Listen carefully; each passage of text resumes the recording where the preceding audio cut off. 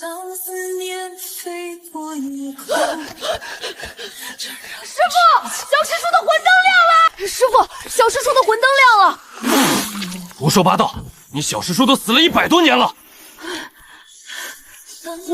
我说的是真的，不信您去看看。魂灯重燃，小师弟真的还活着吗？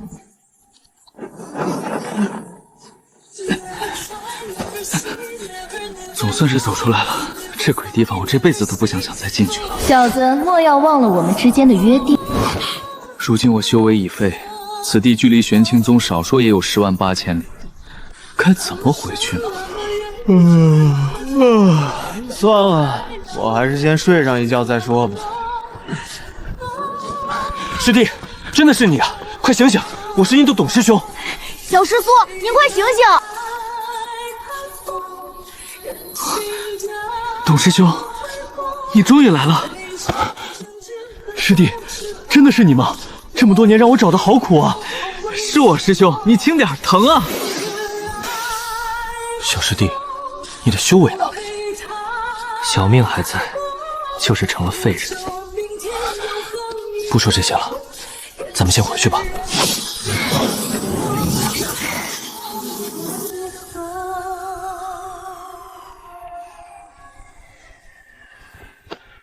拜见诸位师兄师姐。小师弟，100多年过去了，你是怎么活下来的？这事儿说来话长，不好讲。咱们有的是时间，慢慢讲吧。那一日，我们进入了天渊，虽死里逃生，但由于秘术反噬，一身修为尽毁，灵根也断了。小师弟，为了安全起见，我等不得不查一查你的身体状况。明白，查吧。难道是我等多虑了？董师兄，我记得150年前，你带着我偷了何师姐精心培育多年的百灵果。许师兄，你当初背着嫂子藏着的上万块银子，现在输光了吗？王师兄，上次你和我说东夷宫的仙子们甚是美丽，比起嫂子好看无数倍，这事嫂子知道吗？西门师兄，你上次欠我3700块上品灵石，该还了吧？师弟，别说了。师兄，我可以确定这就是小师弟没错。是，千真万确，肯定是师弟无疑。小师叔，您身体怎么样了？小师叔，这么多年过去，真没想到您还活着。小师叔，我师父说让我有空多照顾您，您要是有什么需要的，尽管吩咐。不用，我就出来随便走走。这位就是传说这天玄宗100年前的第一天骄吧？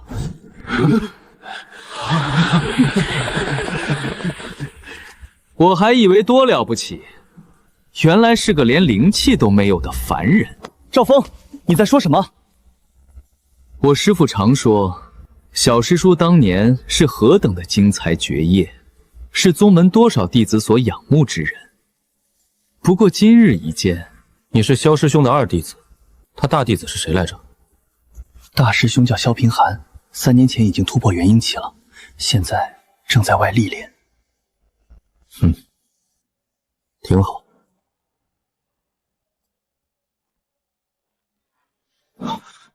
赵师弟，你别找事，那是小师叔。哼，师叔，一个废人也配？这小崽子找打。现在的小孩子已经这么不懂事了吗？你还笑得出来？不笑还能怎么办？打一架，我这小身板，他一根手指头就能把我捅穿。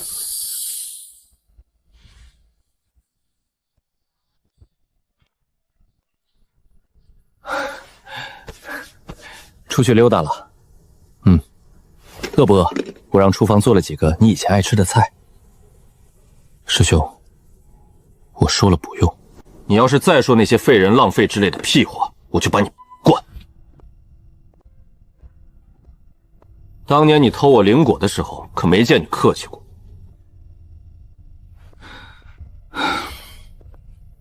这些年宗门收了不少好苗子，附近几个小宗门也并过来了，灵脉扩张了3条。有件事，我不知道该不该现在跟你说。师兄，你什么时候学会吞吞吐吐了？是关于你和岳灵溪续的婚约。岳灵溪，这4个字有多少年没听到了？当年入门之前就定了婚约，两家是世交，约定等我们都突破元婴期，便择日成婚。还没等到那一天，我就进了天外天。岳千秋来信了，不是岳前辈，是凤华宫。说什么？说想商议婚约的事。商议什么？退婚呗。师兄，这事我心里有数。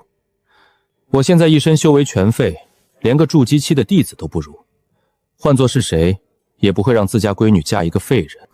没什么可是，婚约是两家长辈定的，又不是灵溪自己的主意。她修炼到现在不容易，别因为我毁了人家前途。她现在修为到什么境界了？元婴后期。挺好。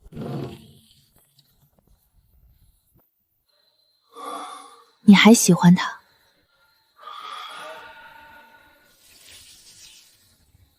跟喜不喜欢没关系。那你刚才发什么呆？我在想，如果当年我没有进天外天，现在大概已经跟他成亲了吧？100多年了，很多事都不一样了。楚洛，你可别忘了，你现在是有妻子的人。那不一样，你跟我那算什么成亲？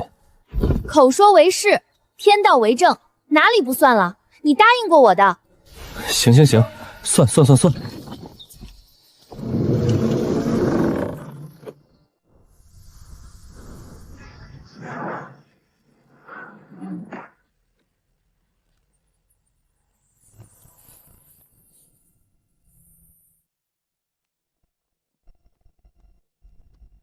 赵长老远道而来，有失远迎。萧宗主太客气了，此番前来是奉公主之命，商议楚洛公子与我宫灵溪的婚约之事。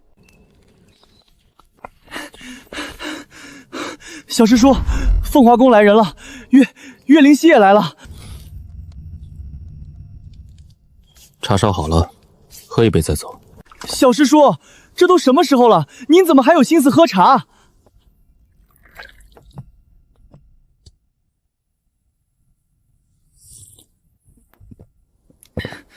小师叔，您真的不去看看？他要是想见我，自己会来；他要是不想见我，我也没必要凑上去。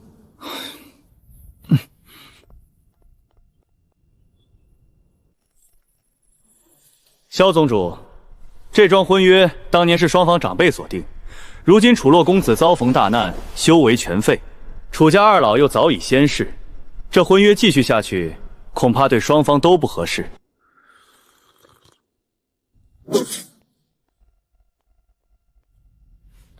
赵长老，这件事我想亲自跟楚洛说。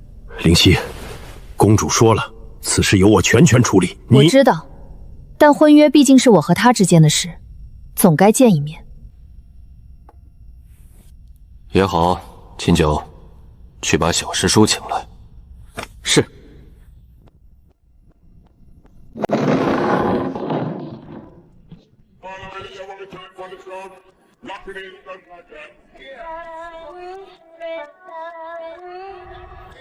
赵长老，楚公子久违了。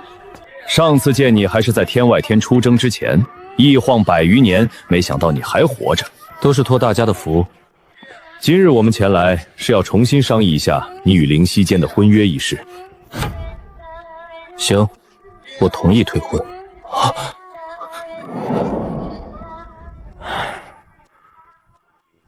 楚公子深明大义，赵某佩服。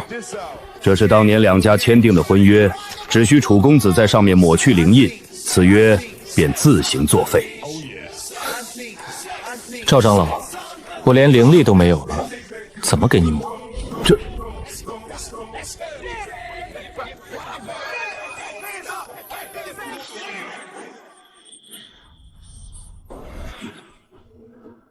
当年刻这道灵印的时候，我意气风发，以为这辈子就这么定了。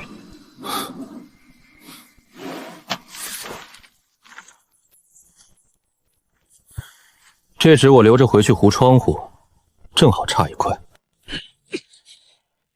楚洛，按照规矩，这2枚乾元丹作为退婚一方给予的补偿，虽不能恢复修为，但至少能让你的身子骨好上一些。这东西我不需要。楚公子，赵长老有所不知，我现在是凡人体质，吃这种丹药搞不好会中毒。你要是真有心补偿，不如给我200斤精米和1只老母鸡。我说真的，米要东海郡产的那种，力大饱满的；母鸡最好是散养的，炖汤比较香。既然婚约已了，赵某就不多叨扰了。灵犀，走吧。楚洛，你多保重。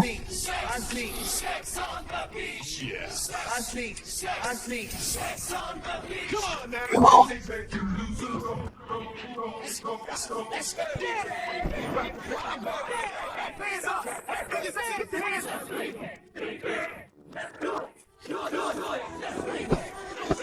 才没有拿去糊窗户。事情办完了？办完了。痛快吗？痛快。那你凭什么收着那张破纸？那是我留着记账的，他们欠我1只老母鸡没给。楚洛，你跟我说实话。实话就是我饿了。你要是敢对不起我，我就算拼着魂飞魄散也要跟你没完。知道了，夫人。大概是风太大了。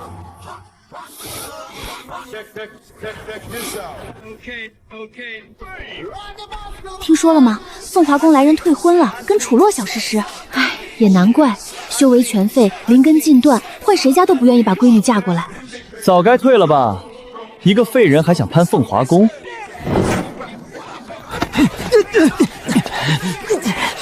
赵峰，你别太过分！师兄，别冲动。你打算就这么过一辈子，每天晒太阳，等死？先让我歇几天。从天外天走出来的那100多年，我连觉都没睡好。楚洛，你的灵根虽然断了，但并非不可修复。天外天里有一部功法叫九转混元诀，我教给你，你照着练，可以重塑灵根。你之前怎么不说？你之前每天就想着睡觉，我说了你也不听。但丑话说在前头，九转混元诀只是打基础的功法，能帮你重塑灵根，但过程极其痛苦。普通修士需要3到5年才能完成第1转，而且你的丹田经脉尽毁，就算修成第1转，短期内也只能恢复到炼气期的水平。炼气期？我50年前就已经是元婴制了，现在要我从炼气期重新开始。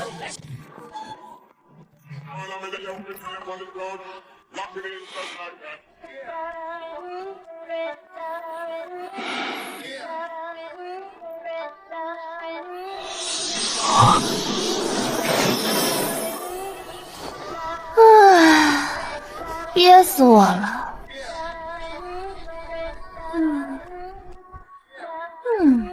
你堂堂天玄宗小师叔，就住这种地方？知足吧，总比在天外天里面啃石头强。相公，我们现在可是名正言顺的夫妻了，你说今晚要不要？停！我现在是凡人之躯，你这一身灵压靠过来，我骨头都得碎。你少拿这个借口糊弄我，我控制得住。你控制得住，我控制不住。睡觉。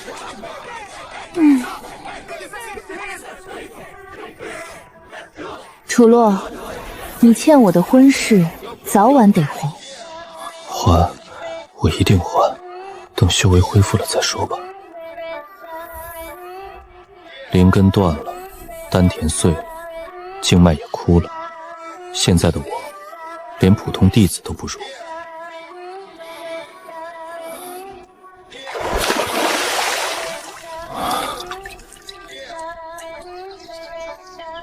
你今天怎么起这么早？在院子里躺了7天，骨头都快长毛了。我打算去宗门里转转。转什么转？你修为都没了，出去被人看笑话。天玄宗是我师门，这么多师兄给我撑腰，谁敢笑话我？你心可真大。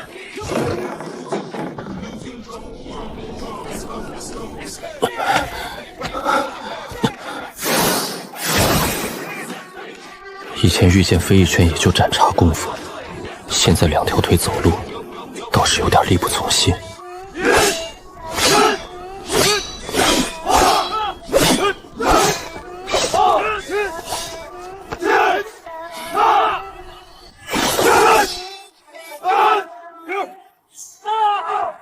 出剑时肩膀端得太高，腕力不够用蛮劲儿去补。拆开看，每一招都有模有样，连起来打却全是破绽。要是搁在150年前，我早就冲上去一个一个纠正了。可现在连一把剑都拎不稳。那不是小师叔吗？150年的修行，一夜回到起点，再走一遍，不知道要多少年。行，什么时候开始？今晚子时，灵气最浓的时候，我来帮你打通3处堵塞的经脉。不过过程会有些……有些什么？有些疼。多疼？大概是你在天外天里被银角蚁群撕咬的3倍疼。你要是怕了，可以不修。谁说我怕了？那就好。对了，这只是第1转，9转混元诀一共9转，每一转的痛苦都是上一转的2倍。祝你好运。第1转，银角蚁群的3倍；第2转再翻1倍；第3转再翻1倍；第9转768倍。我是不是答应的太快了？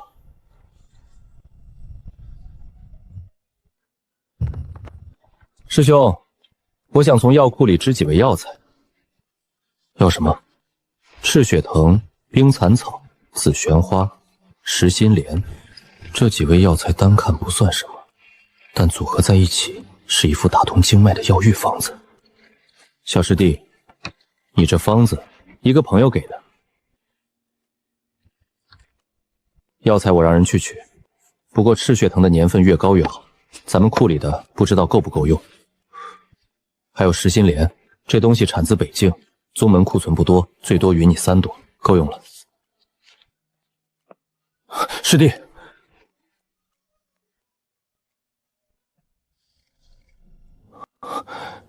你是不是找到了什么恢复修为的法子？那是曾经那个意气风发的少年会露出来的笑容。师兄，东西我先拿走了，改天请你喝酒。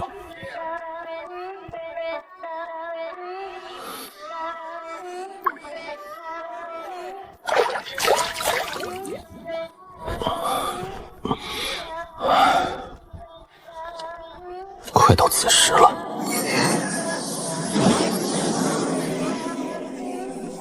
准备好了？准备好了。进去吧。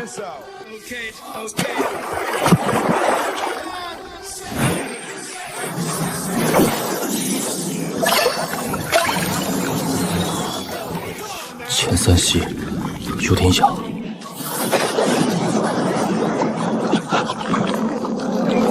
堵塞的经脉正在被药力冲击，忍住，不能晕过去。一旦中断，前功尽弃。明明痛得浑身发抖，却还是要逞强。第1处经脉已通，还有2处。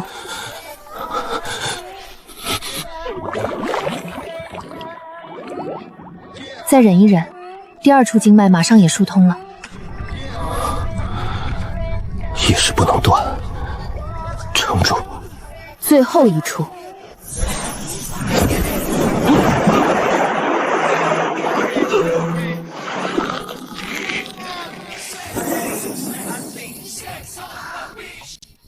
通了。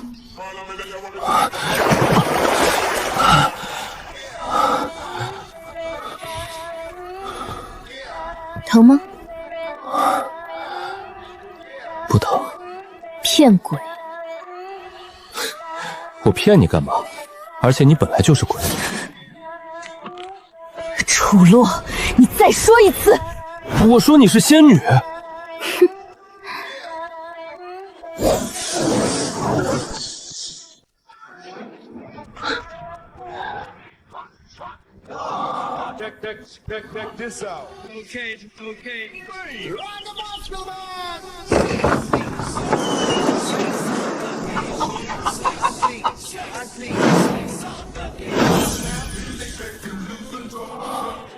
东海郡的谜。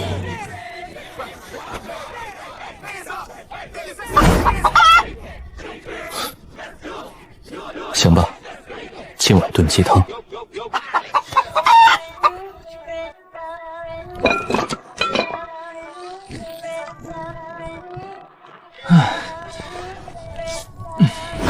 右边那根柴抽掉半截。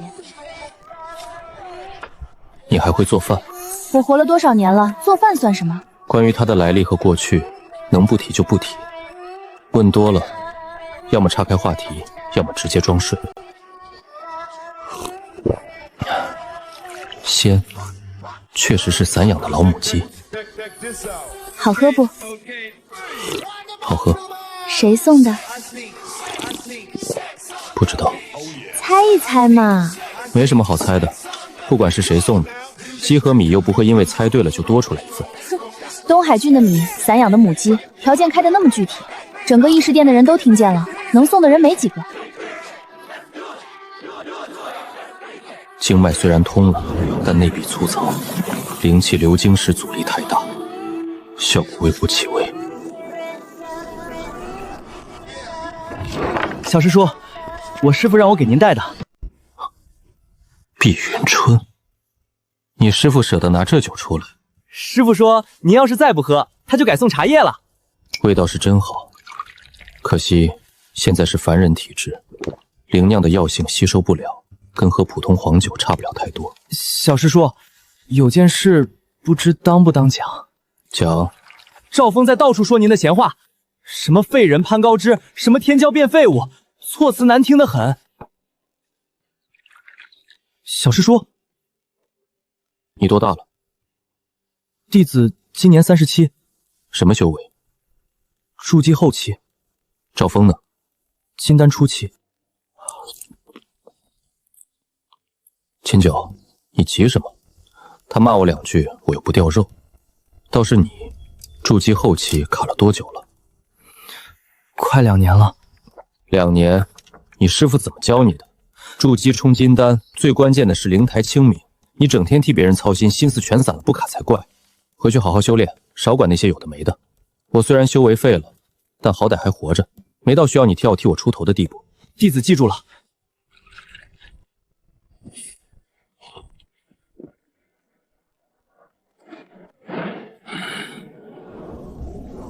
准备好了。开始。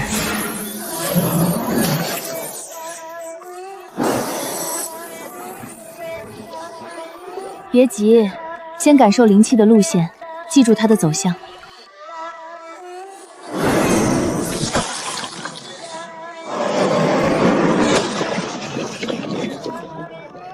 就像往一个破了底的桶里倒水。残魂状态，灵力有限，已经到极限了。今晚先到这里。再给我1炷香的时间。1炷香。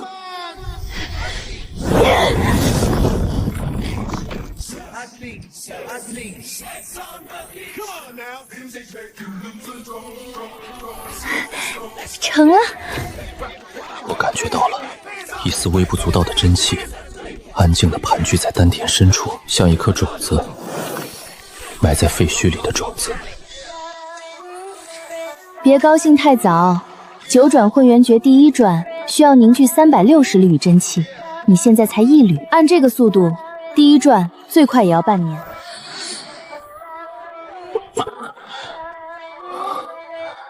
半年就半年，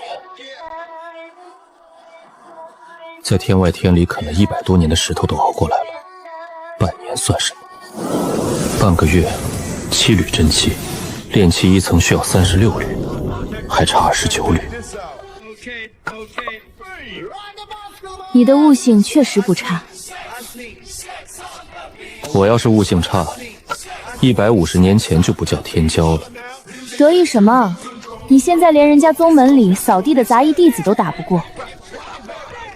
事实如此，少说为妙。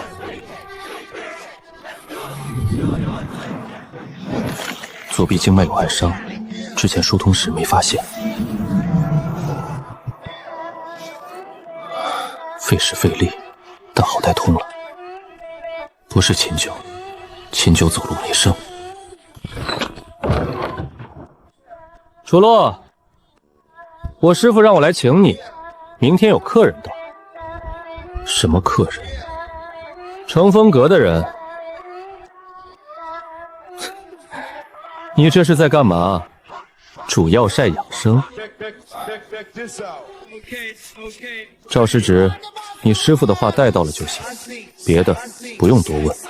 师侄？你叫谁师侄？我是你师父的师弟，你是你师父的弟子，这辈分不用我教你算吧。按辈分，他确实是师叔，但让我管一个废人叫师叔。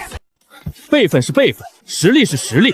天玄宗不养闲人，您老住在这里，吃宗门的，喝宗门的，也该为宗门做点什么吧。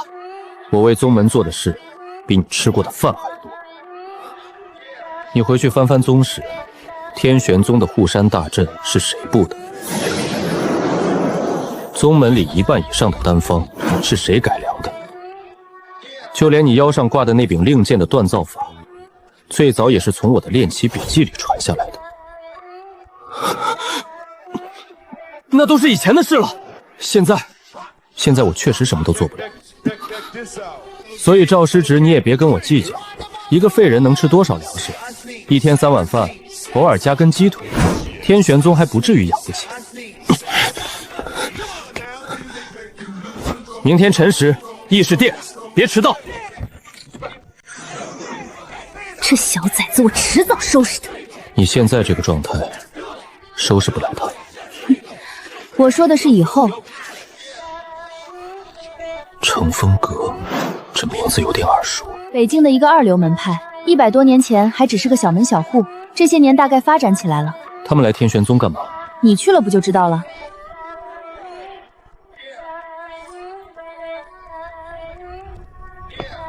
萧宗主，这件事我们乘风阁考虑了很久。天鹤山那片灵脉100多年前是我们2家共同开发的，后来因为种种原因搁置了。如今灵脉复苏，品质比当年还高了3成。我们想重新启用合作协议，各占1半。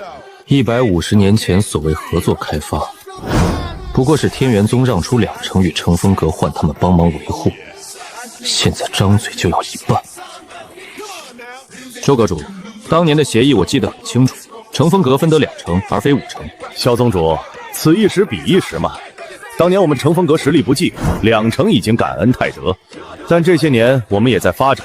阁中弟子过万，元婴期修士有3位，跟贵宗的差距已经小了很多，5-5分成不过分吧？这人脑子有病吧？这位是？这是我师弟楚洛。楚洛，天玄宗100年前的第1天骄，修为全废。原来是楚公子，久仰大名。周阁主，天鹤山灵脉当年的协议我参与过起草，里面有一条附案，不知道您还记不记得？什么附案？协议第9条，若合作期间任何一方实力发生重大变化，另一方有权按比例调整分成，但调整幅度不得超过原分成的5成。也就是说，就算你们实力翻了10倍，最多也只能从2成涨到3成，5-5开。协议里写不出这个数。楚公子记性不错，但那份协议是150年前签的，纸都黄了。规矩是死的，人是活的。规矩是死的没错，但白纸黑字的东西，撕毁之前总得掂量掂量后果。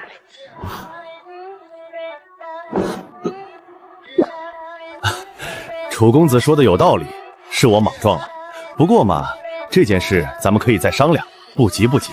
今天先到这里，改日再议。这种小门派也敢来我们天玄宗撒野，没那么简单。乘风阁这些年扩张的厉害，背后有人撑腰。小师弟，你怎么看？乘风阁自己没胆子来找天玄宗的麻烦，他们今天来是替别人探路。周明海说话的时候一直在看他身后那个瘦高个，那个人气息不纯，金丹中期的修为，笛子里掺着一股阴寒之气。不是乘风阁的路。阴寒之气，北境用这种功法的只有幽冥谷。幽冥谷想用乘风阁当刀试试我们的态度，天玄宗退让他们就监禁，天玄宗硬气他们就当没这回事。反正出面的是乘风阁，丢脸也丢不到幽冥谷头上。师弟看事还是这么透，这种手段150年前就有人玩过，换汤不换药。萧师兄，天鹤山灵脉不能让，让了一步，后面还有10步在等着你。我知道了。对了，萧师兄，你那个二徒弟刚才在殿上说小门派也敢来撒野，这话传出去对天玄宗没好处。不管乘风阁背后站着谁，明面上他们是来谈合作的，咱们要是摆出一副看不起人的姿态，传到其他宗门耳朵里，会说天玄宗仗势欺人。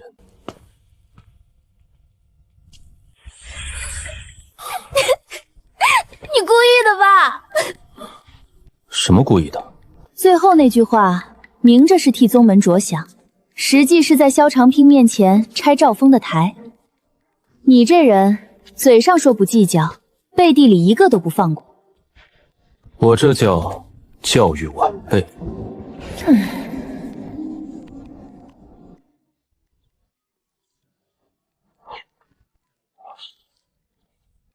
这东海郡的精米确实不错，昨晚耗了不少神魂力量，这丫头怕是还在补觉。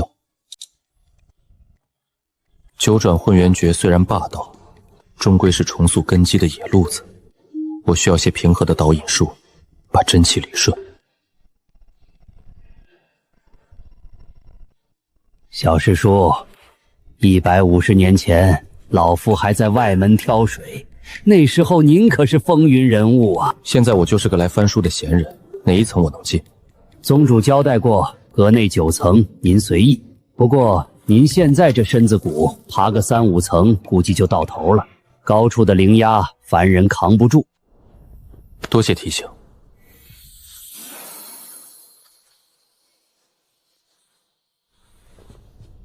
这些东西，当年在我眼里跟废纸没什么区别。可现在，我需要从这些最基础的功法里拆解出最原始的灵气运行逻辑。大道至简，这条路得从头走。哟，这不是咱们的小师叔吗？赵峰，这小子还真是阴魂不散。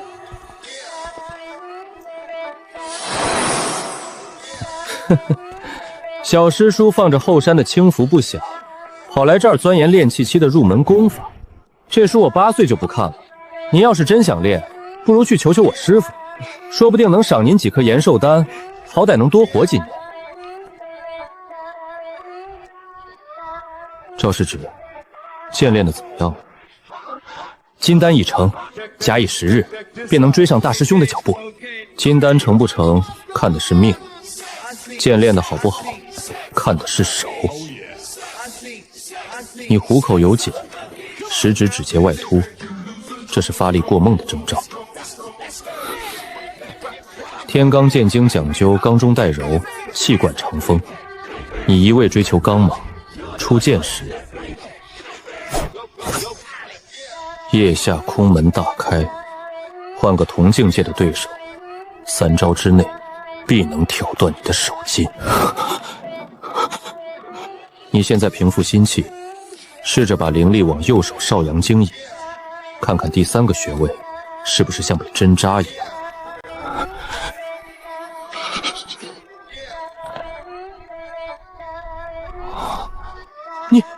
你怎么看出来的？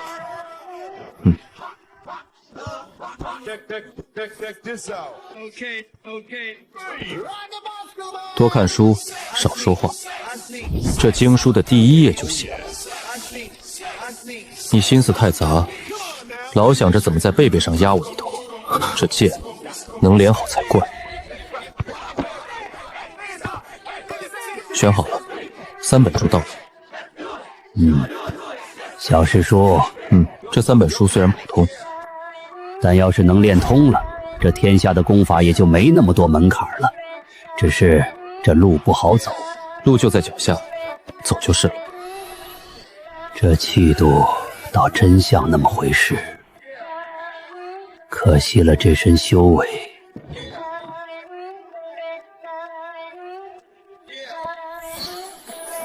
刚才在藏经阁挺威风啊，小师叔。你都看见了。只要我想看，这宗门里的动静瞒不过我。那小崽子虽然讨厌，但天赋还凑合。你这么指点他，就不怕他以后修为大涨，反过来欺负你？他真要能练好，那是天玄宗的福气。至于欺负我，他还没那个本事。你就吹吧。今晚继续修炼，你那经脉里积攒了不少药力，得赶紧化开才行。今晚加料。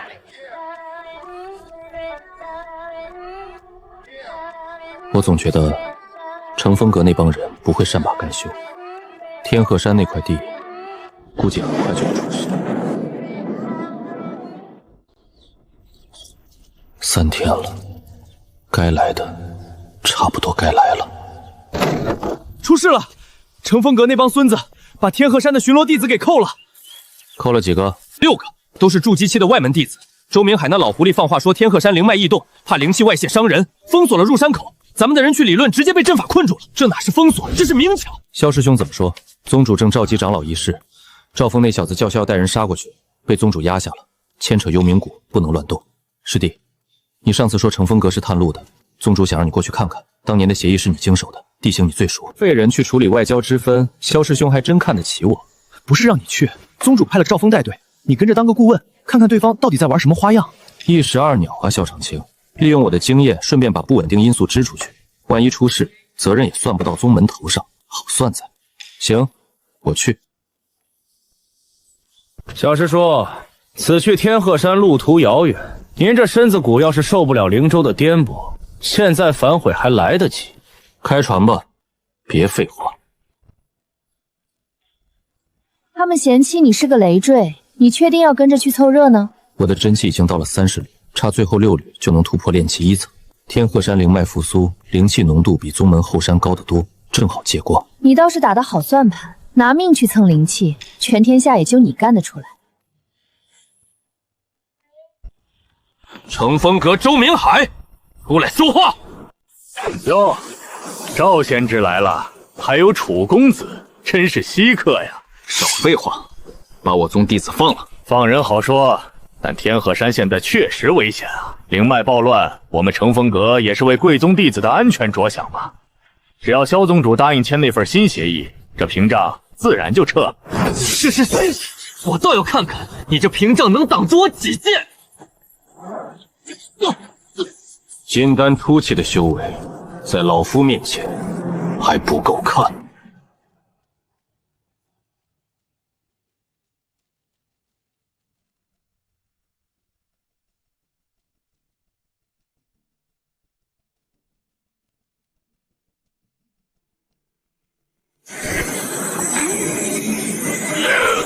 赵世芷，回来！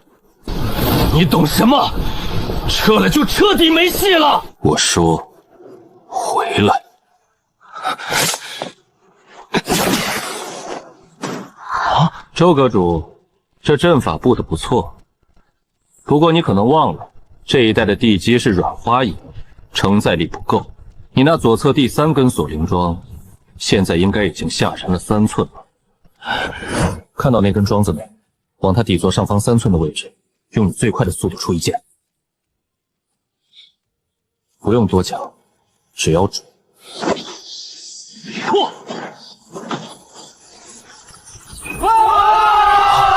你给我动手，把他们拦下！这个废人才是最大的事，必须先除掉。就是小心！九转混元诀，引气术。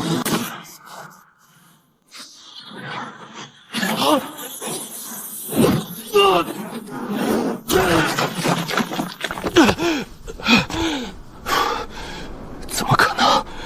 你体内分明没有半点灵力波动，借力打力而已。你这幽冥谷的功法练不到家，破绽太多，还愣着干嘛？阵法破了，进去救人。所有人，跟我冲！走，这地方不对劲。那个姓楚的邪门的很，咱们先撤，回去禀报谷主。怎么样，还撑得住吗？赵师兄，我们没事。小师叔，刚才多谢了。救的是宗门弟子，谢我干什么？灵脉还没稳住，你带人去主峰，把那些锁灵桩全部拔了，动作快点，晚了灵根就断了。是。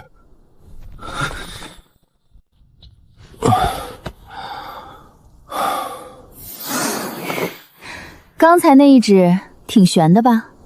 要是他再强一截，我就得交代在这儿了。不过这显冒的直，你看那儿，这灵气浓度确实是修炼的好地方。趁那帮小崽子还没回来，赶紧坐下修炼。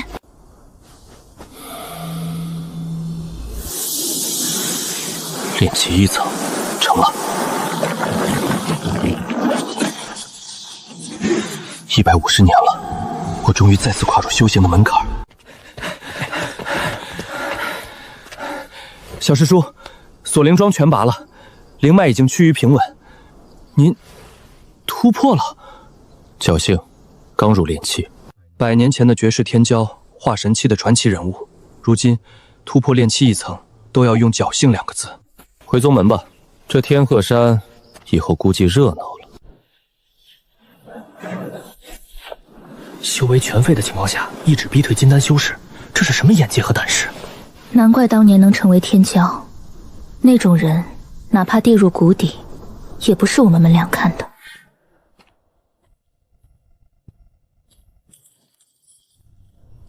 这不是苏媚儿的香味，苏媚儿的香味带着3分妖娆，而这股香味冷冽如霜，拒人于千里之外。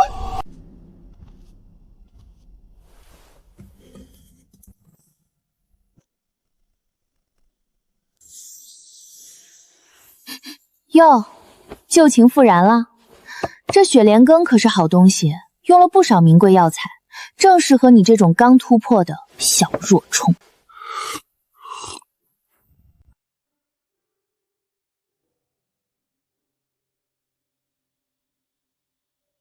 东西不错，可惜太迟了。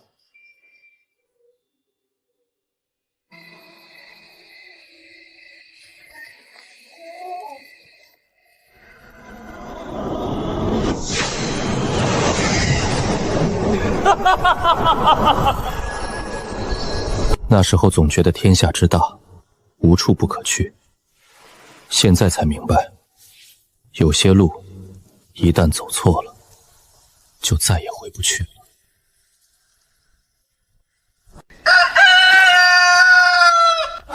师弟，大事！什么事？大清早的。凤华宫传出消息，岳灵溪要闭死关，冲击化神期。跟我有什么关系？但在闭关之前，他向北冥所有宗门发出了一道乾隆榜挑战帖。他挑战谁？他指名道姓要挑战幽冥谷的少主，也就是那个传闻中即将突破化神期的天才殷九幽。殷九幽，幽冥谷谷主的独子，修的是幽冥血路，30岁不到，半步化神。北境年轻一辈里，他是头1号。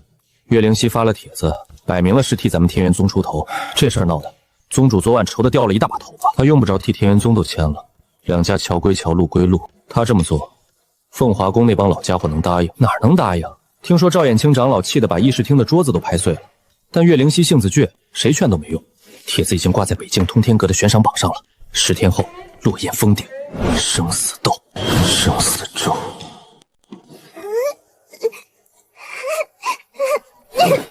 笨死了，这么简单的起手式都学不会。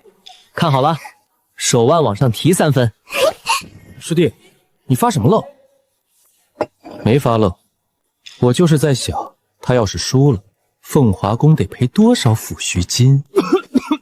你这人嘴里就吐不出一句好话，人家姑娘好歹是为你出头。担心有用， 10天时间，我连炼气2层都破不了，难不成跑去落雁峰替他挨刀？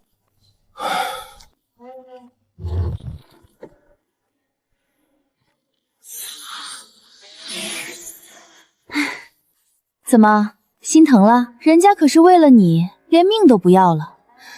你要是现在跑过去抱住他痛哭流涕，说不定还能再续前缘呢。你这醋吃的没道理，我跟他早就没关系了。哦，那他这么做是为什么？还债。还债？退婚的债，他心里过意不去，觉得亏欠了我。天鹤山的事正好是个借口，他把殷九幽揍一顿，或者被殷九幽揍一顿，这笔债就算两清了。以后我走我的独木桥，他走他的阳关桃。你倒是看得通彻，既然旧情断了，那咱们是不是该谈谈正事了？天外天里，你可是对天发过誓的，救命之恩以身相许，这都出来多久了？你是不是该履行一下做丈夫的义务？夫人，我才炼气1层，你要是现在采服我，我连明天的太阳都见不到。谁说我要采补你？双修是双修，9转混元诀配合我的本命功法，速度能快10倍。你到底懂不懂什么叫互惠互济？不懂，我只知道拔苗助长没好果子吃。今晚继续泡瑶玉，准备冲击炼气2层。楚洛，你就是块石头！天鹤山那30缕真气化作漩涡后，吸收灵液的速度快了数倍，但经脉阵痛剧烈，底子太薄了。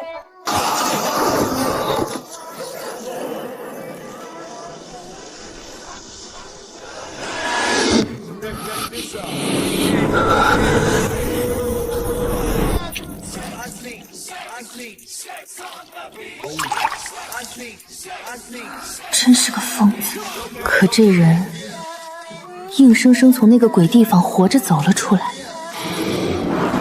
炼气2层，修为恢复的慢了，但每一缕真气都无比凝实。别人的真气是棉絮，我的是钢丝。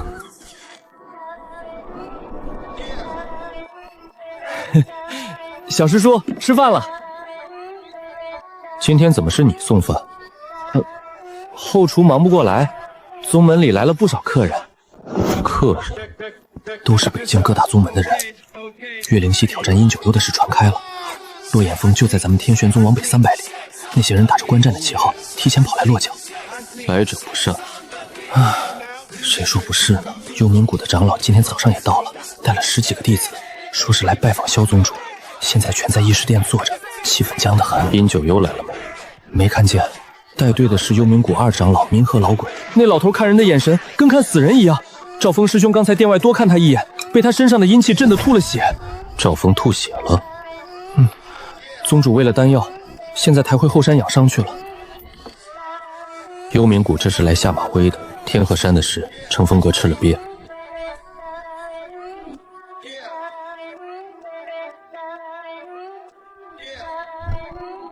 啊？去哪儿？议事殿。啊！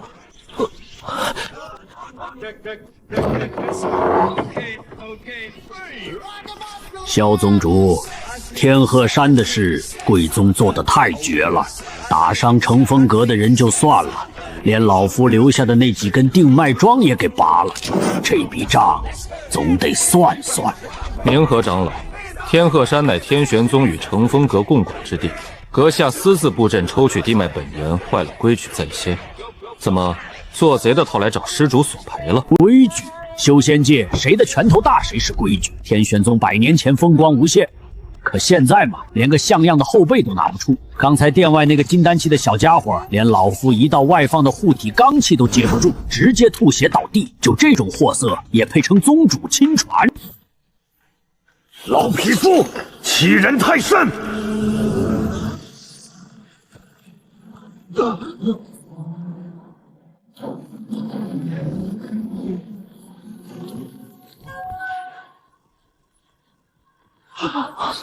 哟，挺热闹，聊什么呢？加我一个。炼气2层，连入门弟子都不如，可老夫那道威压怎么会毫无反应？你是何人？师兄，赵峰那小子平时挺嚣张，怎么今天这么不经打？被这老鬼的幽冥鬼气暗算，伤了心脉，得养半个月。学艺不精，活该。你就是那个楚洛， 100年前的所谓天骄，如今的废物。废物不废物的另说。明和长老是吧？你刚才说修仙界谁拳头硬谁就是规矩，这话我同意。不过你这拳头也不怎么硬，幽冥血路练到第6层卡住了，每逢初一15，潭中穴往下3寸，是不是疼得像有万条虫子在咬？不可能，这个印疾除了谷主之外，绝无第2人知晓。他怎么胡言乱语？是不是胡言乱语你自己清楚。你刚才外放威压，左肩比右肩低了半寸，气机运转到少阳经时有滞色，这说明你的幽冥鬼气已经反噬5脏6腑。说句难听的，你活不过3年。庶子找死！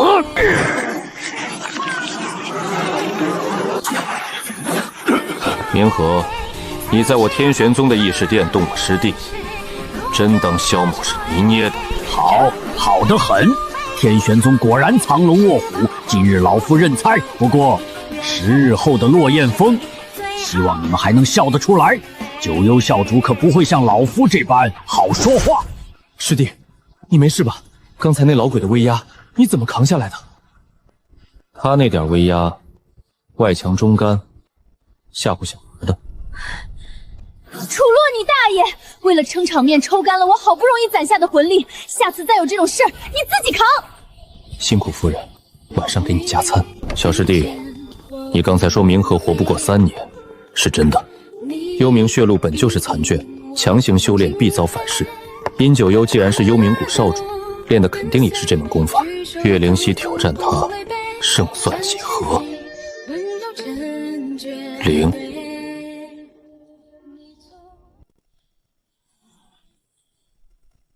10天，转眼就到。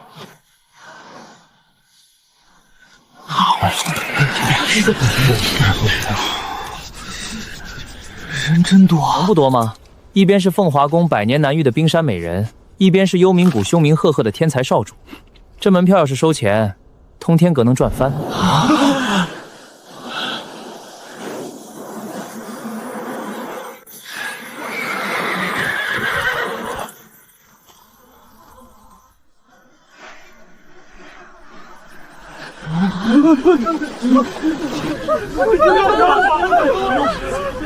这小子杀过的人比他吃过的饭都多，已经快把自己练成邪祟。下盘虚浮，脚跟不实，灵力运转过快，肉身跟不上境界，典型的拔苗助长。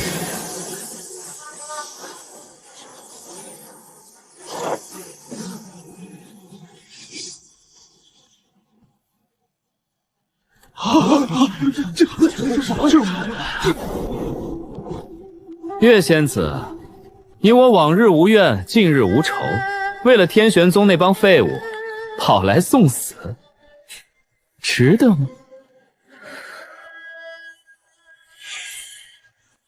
废话少说，拔刀。好，够了！本少主最喜欢折断你这种高高在上的冰山雪莲。落雪剑诀，火候不透。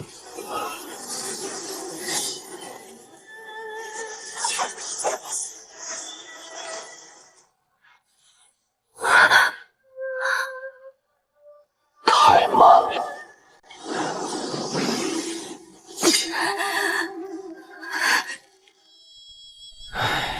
岳仙子撑不过30招，太勉强了。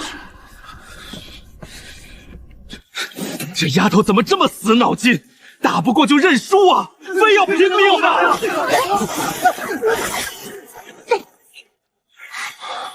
倔得跟头驴一样，150年了，这性子一点没变。哼哼，血海石山。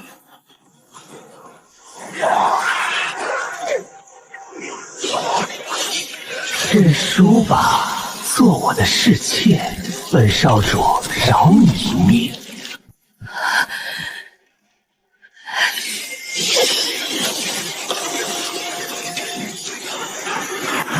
给脸不要脸！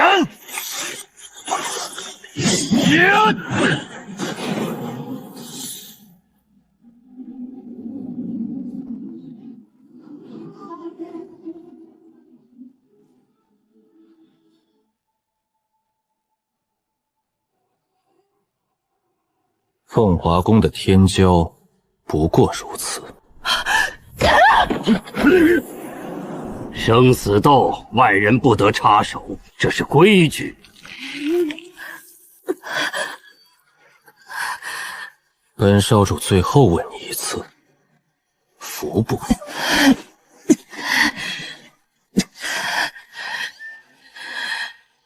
做梦！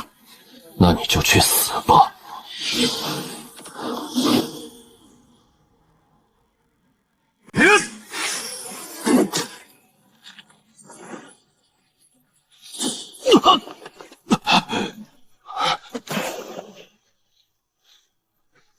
谁用半截果核击退半步化神？谁在暗算本少主？滚出来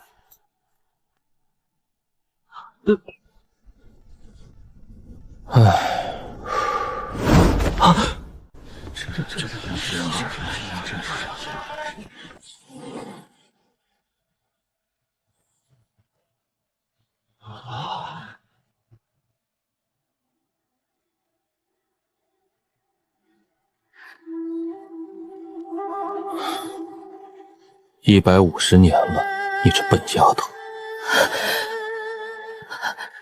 剑法怎么一点长进都没有？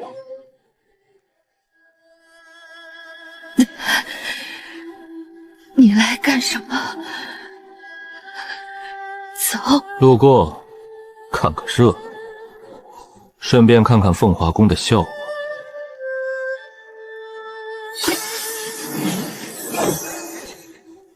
刚才那暗器手法有点意思，哪儿学来的下三滥招数？下三滥，打你这种半路出家的野路子，过活都嫌多余。这小子疯了，真当自己还是当年的化神期剑修啊！小师叔，你到底在想什么？找死！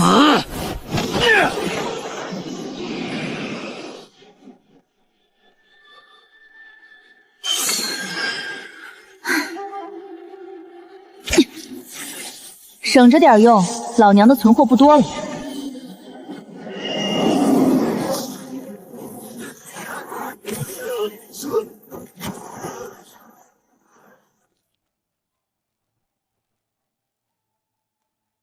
幽冥血路第7层，讲究气血归一。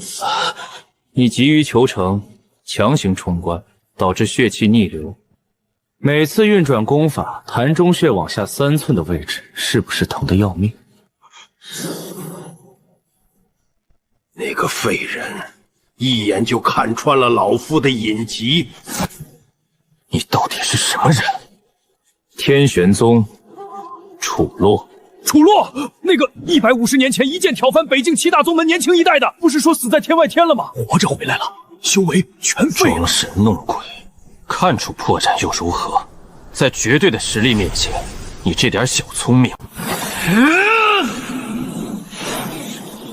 救不了他，也救不了你。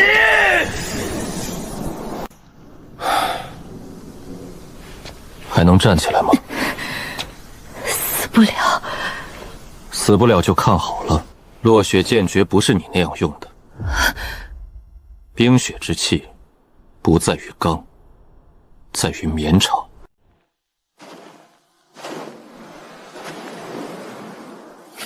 30真气，够了。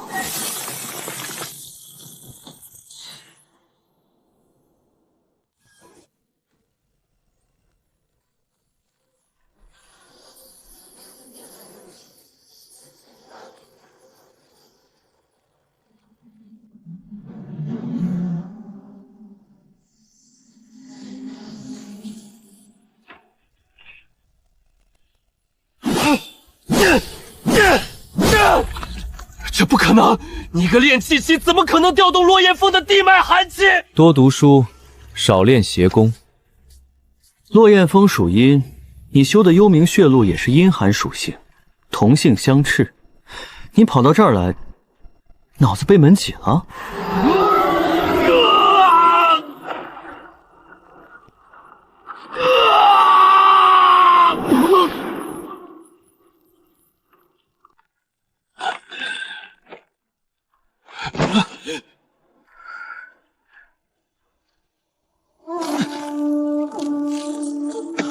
行！再拖半刻钟，少主半步化神的根基就全毁了。殊死感染！老匹夫，当老子死了吗？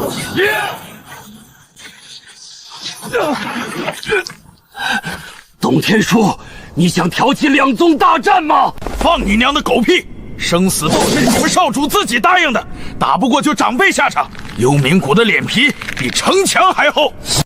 来呀，老子今天就算拼了这条老命，也要拉你垫背！天玄宗办事，闲杂人等退避。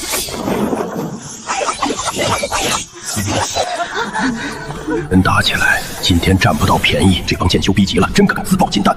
好，很好，这笔账幽冥谷记下了。姓楚的，你别得意太早，这北境的天很快就要变了。慢着，你还想怎样？打输了拍拍屁股就走。这落雁峰的地皮被你们少主砸坏了，不得赔点修缮费？我看那辆车就不错，留下吧。他在敲诈幽冥谷，这胆子爆天了吧？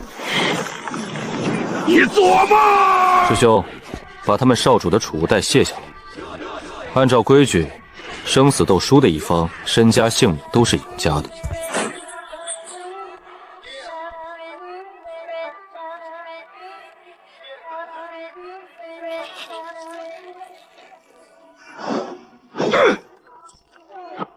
我们走！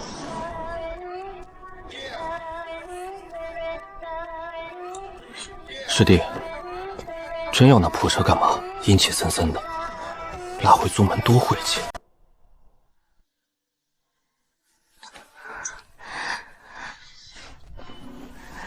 林夕，你伤势未愈。别谢我，我说了，路过看热闹。你今天能活下来，是你命大。下次再发这种疯，记得挑个风水好的地方，方便收尸。楚洛，我天鹤山的事，天玄宗自己能解决，用不着你替我们出头。退婚书我签了，你我两清。以后别再做这种吃力不讨好的蠢事。走了，回宗。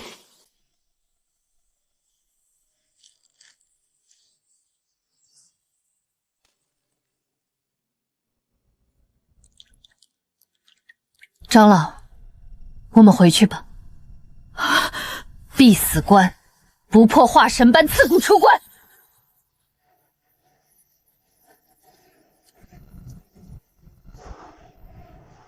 2000下品灵石，外加一堆固本培元的草药。董天师那家伙办事倒是麻利。发财了，发财了！这回的药浴能加点好料了。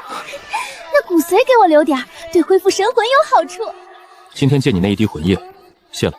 算你有良心，不过你今天在落雁峰那番作态，倒是把那小丫头伤得够深。人家好歹是为了你拼命，你就不能说句软话？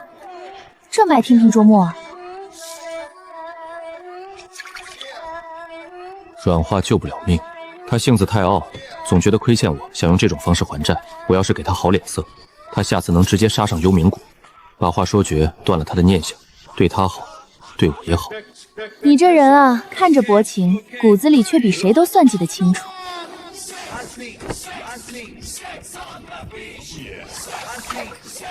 开始吧。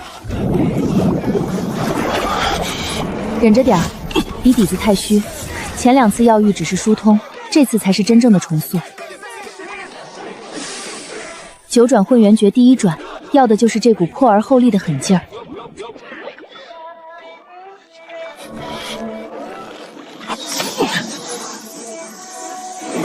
比起那时候，这算什么？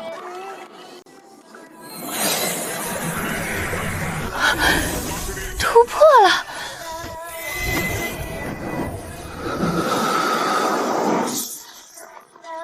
哇，炼气3层。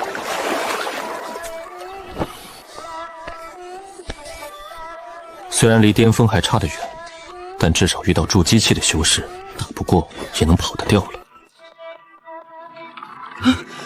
小师叔，宗主请您去一趟议事殿。大清早的，又出什么事了？乘风阁的周明海来了，还带了个人，说是来给天玄宗赔罪的。赔罪？黄鼠狼给鸡拜年。走，去看看。萧宗主，您看这事儿该如何处置？楚公子，早啊！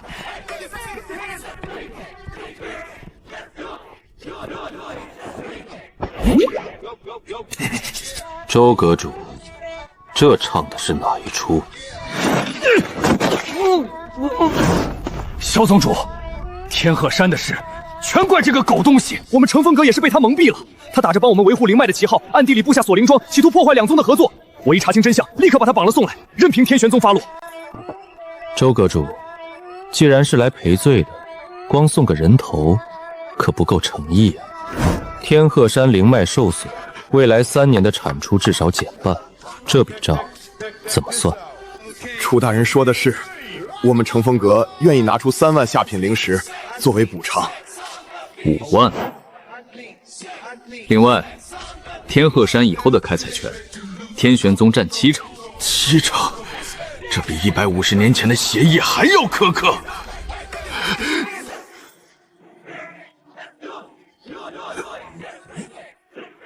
幽冥谷自顾不暇，没人给我撑腰了。好，就依楚公子所言。小师弟，你这敲竹杠的本事，比当年练剑还要利索。宗门要养活这么多人，不精打细算怎么行？萧师兄，乘风阁虽然服软了，但幽冥谷不会善罢甘休。殷九幽吃了这么大的亏，等他养好伤，肯定会卷土重来。咱们得早做准备。我知道，我已经传令下去，开启护宗大阵的第2层防御。另外，后山的灵池下个月开启，我打算让你进去泡几天。后山灵池100年才开启一次，里面的灵液对重塑根基有奇效。多谢师兄。重走修仙路，这才刚刚开始。比鸡还磨叽。小师叔，我想跟你学剑。你师父是萧长商，天玄宗当代宗主，剑道修为元婴巅峰。不找你师父，找我一个炼气3层。师父的剑太高，我够不着。青莲酿挺舍得，我爹藏在柜子底下的，偷的。学剑可以，但有3个规矩。第一，我说的话不许顶嘴。第二，练剑的时候不许问为什么。第三，以后这酒每月2坛，不能断。果然第3条才是重点。行。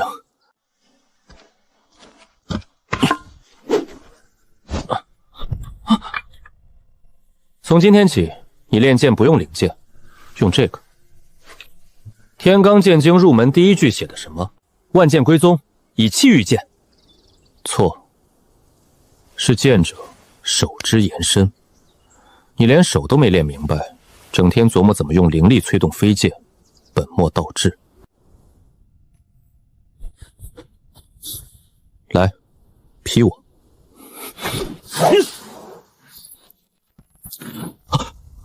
发力点在肩膀，传导到手腕的时候断了。你这里有旧伤，天鹤山那次被阴气反噬留下的。每次出剑，你不自觉地用手腕去补肩膀的力道，久而久之，整个右臂的发力体系全乱了。右肩的不适一直都在，我竟然从没想过问题出在这里。先把竹竿举过头顶，站桩。站多久？到我说停为止。小师叔，还不能放。是，说了不许问为什么。放下来。站桩到极限的时候，肌肉会自动寻找最省力的发力路径。你最后那一炷香，右肩已经不再借力了，整条手臂回归了最原始的支撑结构。记住这种感觉，以后出剑就按这个路子走。小师叔，多谢指点。别急着谢，把水挑满再走。我一个废人，打水太费劲了。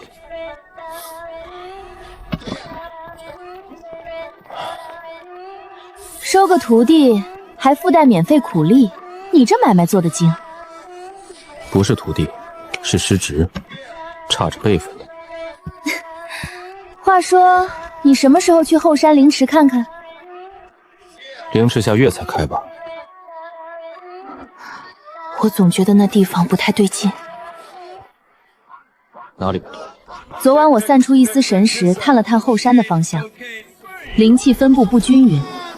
按说100年未开的灵池，灵气应该是往外溢的，可我感应到的反而像是往里收。灵气往里收，要么灵池本身出了问题，要么有什么东西在池底不断吸食灵液。我去看看。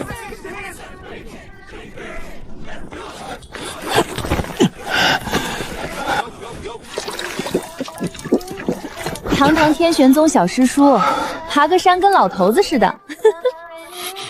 闭嘴！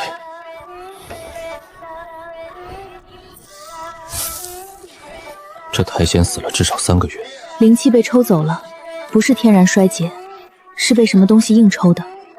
你看那棵松树的根部，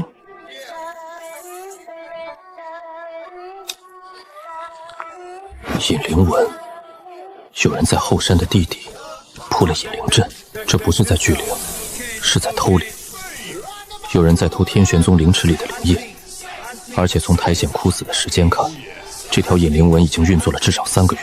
打草惊蛇的事不能干。引灵纹铺了3个月，布阵的人肯定经常来维护。我先回去通知萧师兄，暗中盯着。你怎么确定是外人？后山是天玄宗的禁地，寻常修士根本进不来。能在这里布阵的，要么修为极高可以无视禁制，要么就是有权限出入后山的自己人。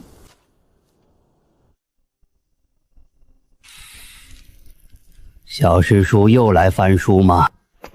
老前辈，跟您打听个事儿。后山的灵池平时谁在看管？灵池归宗主之管，但日常巡查嘛，是赵延清赵长老负责。赵延清，赵峰的爹，天玄宗3大长老之一，金丹巅峰。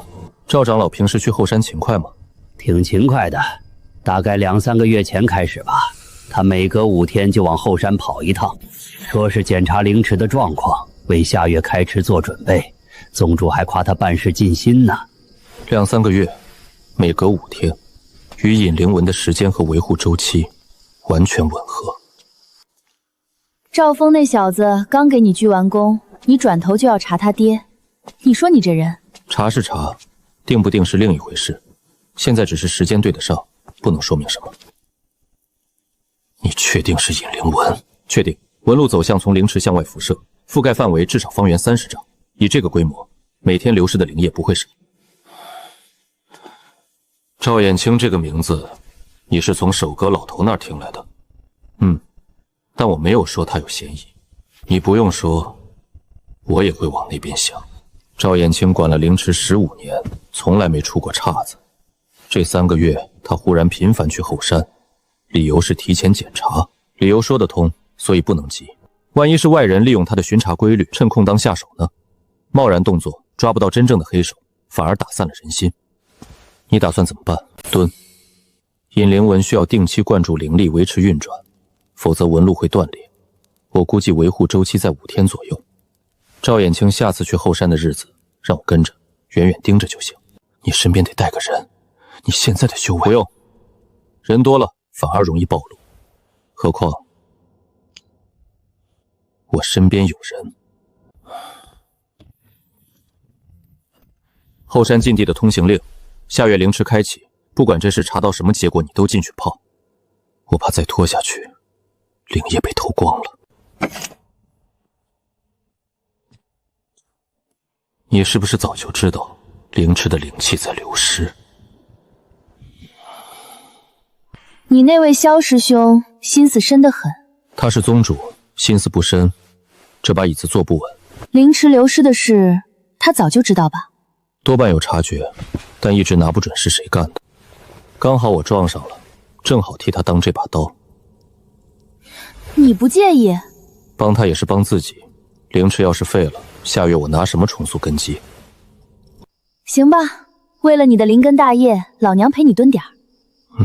别吵了，我睡觉。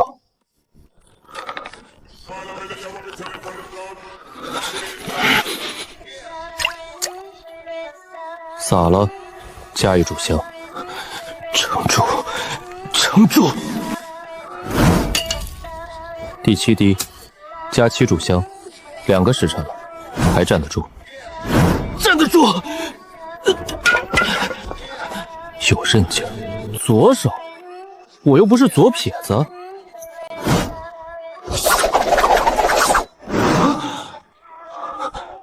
剑修只练一只手，等于把一半的战力扔了。你以后遇上的对手，不会每个都让你舒舒服服的用右手出剑，万一右手废了呢？教我。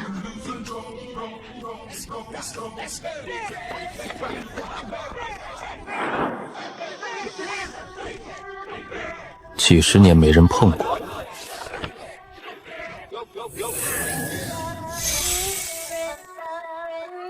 苏妹儿，你来看看，这条引灵纹的走向跟灵脉主脉的方向是交叉的。布阵的人不是在偷灵池表面的灵液，是在往灵脉深处扎根。你是说，他要偷的不是灵液，是灵脉本身。灵脉要是被截断了，天玄宗这块地皮就彻底废了，千年基业毁于一旦。操之过急了。引灵纹才铺了3个月，要截断灵脉，至少需要1年以上。布阵的人应该是在做长期准备，所以还有机会。明天，赵延清该去后山了，不能走正路。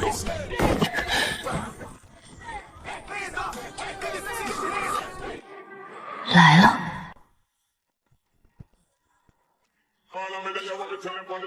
不符正常，没有刻意加速，也没有故意减速。老狐狸，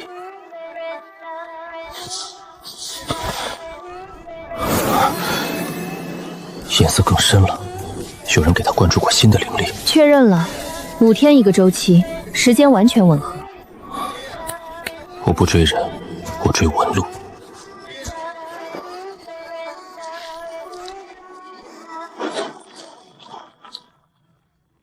等一下，灵池在北，主殿在南，东面是什么？东面是一片废弃的丹房遗址，100年前因一场走火事故，整片区域被封禁。引灵纹的终点不在外面，在宗门内部。这不是偷灵脉给外人，是……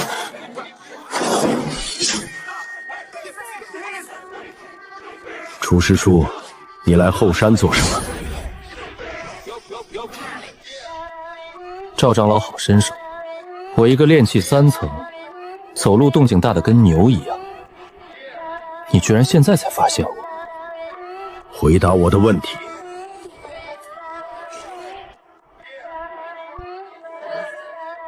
下月灵池开启，萧师兄让我提前来熟悉地形。我修为低嘛，走不快。你走正路，我走野路，没想到撞上了。萧师叔恕罪，后山是禁地，例行盘查。理解。赵长老也是来巡查灵池的，每隔几日来一趟，查看灵液水位。辛苦了，那我先回去了。路太难走，怕天黑了摔跟头。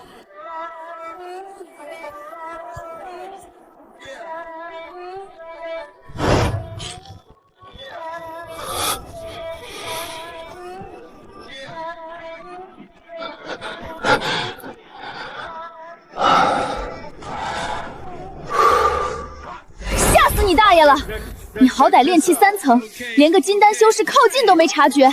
他故意收了气息，而且他不是从灵池方向过来的，是从东面那片丹房废墟绕回来的。尹灵文的终点就在那边，他从那边过来，说明他刚维护完阵法。那他为什么不杀你？因为他还不确定我知道多少。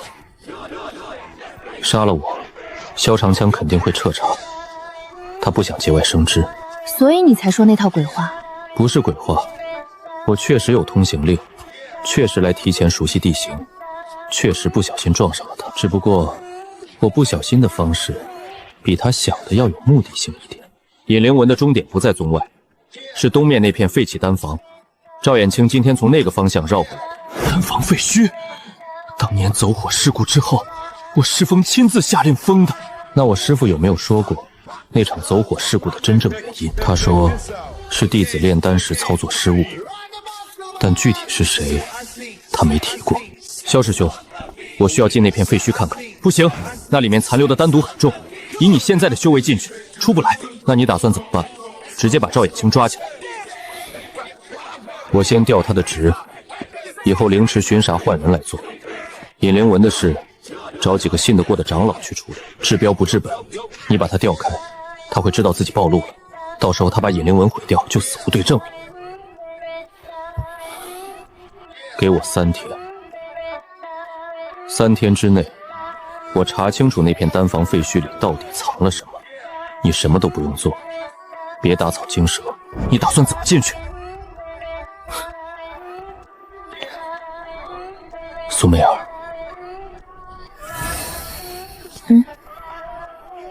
你在天外天的时候，功法是什么属性的？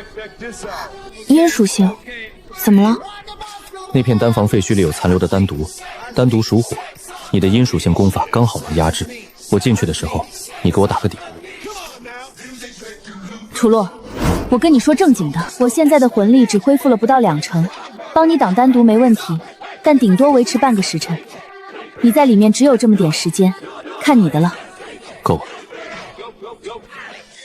3天之内，我要知道100年前那场火到底烧了什么。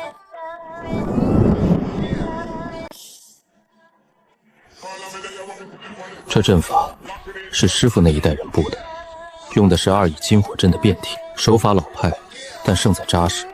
正面硬破不现实，得找节点。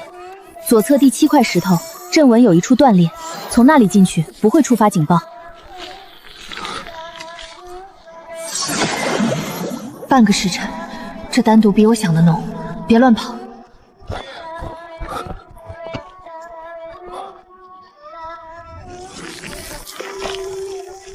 这锁最近3个月内换的，跟尹灵文的铺设时间吻合。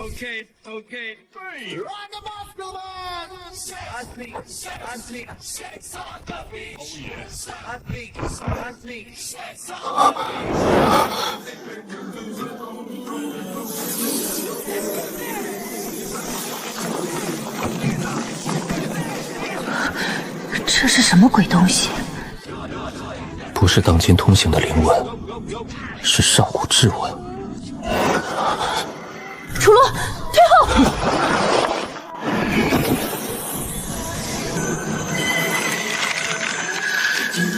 界碑，这是一块界碑，连接2个空间的锚点。连接哪2个空间？一头在这里，另一头天外天。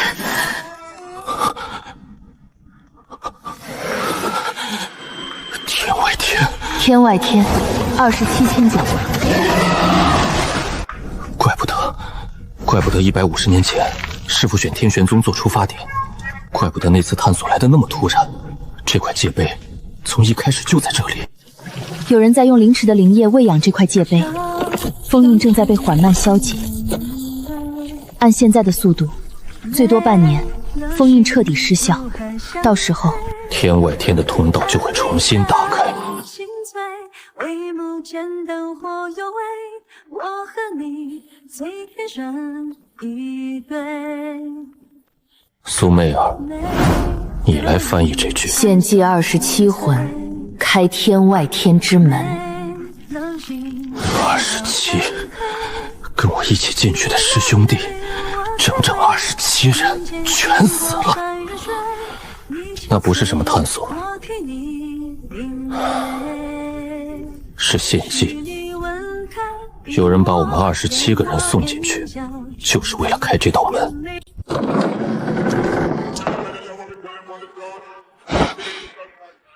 查到了。萧师兄，你坐下。我接下来说的事，你得稳住。丹房废墟下面藏着一间密室，密室里有一块界碑，通往天外天的锚点。有人用灵池的灵液在喂养它，封印正在消解，最多半年，通道就会重新打开。碑座上刻着一句话：献祭27魂，开天外天之门。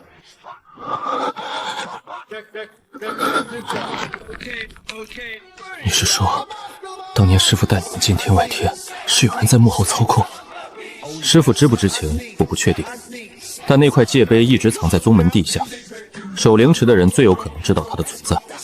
赵衍清管了灵池15年，够了。楚洛，这件事暂时只有你和我知道。我明白。在我查清赵衍清背后还站着谁之前，你不要轻举妄动。你现在只有炼气3层，万一对方狗急跳墙，我有分寸。3颗凝元丹，我私藏的。灵池的事暂时不能让你见了，在查清楚之前，谁都不能靠近，先将就着。另外，你师父当年带队进天外天之前，留过一封手书，原件在藏经阁第9层，我一直没看过。等你修为到了筑基，我让你上去看。不是我不想给你，第9层的灵压你扛不住，7层以下你跟翻自家院子似的，但7层往上都是筑基期打底。行，我会尽快突破的。楚洛，当年那27个人里面，有我3个亲师弟。这笔账，我跟你一起算。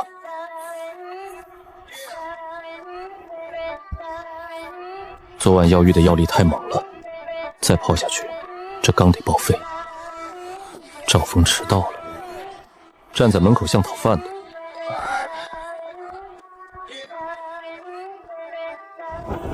我娘做的，说天冷了，小师叔穿得太单薄，让我捎过来。北境绵绸，聚灵纱内衬。赵家不算富裕，这件长衫花了不少心思。替我谢你娘。小师叔，我爹最近怪怪的。以前他每天晚上都在家练功，雷打不动。可这半个月，总是半夜出门，天亮才回来。我娘问他，他说是宗务繁忙。可我悄悄观察过，他出门的方向不是议事殿，是后山。小师叔，我爹是不是出什么事了？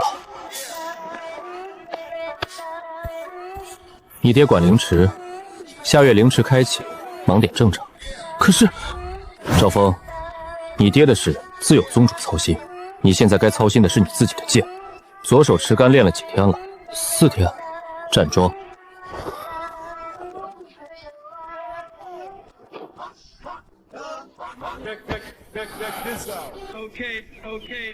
赵衍清变得更频繁了，之前5天去一次后山，现在每晚都去，要么是察觉到了什么，要么界碑那边出了新情况。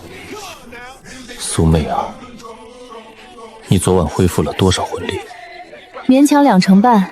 怎么，又想让我卖命？不用卖命，今晚帮我做件小事。什么小事？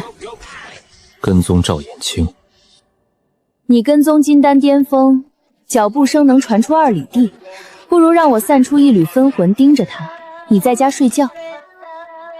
你分魂出去，安全吗？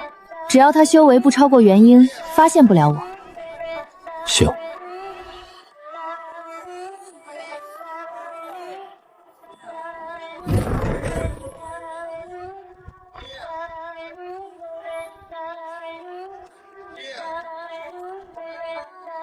150年前的人事记录，谁管灵池？谁管丹房，谁有权出入后山。赵纯，赵延清的父亲。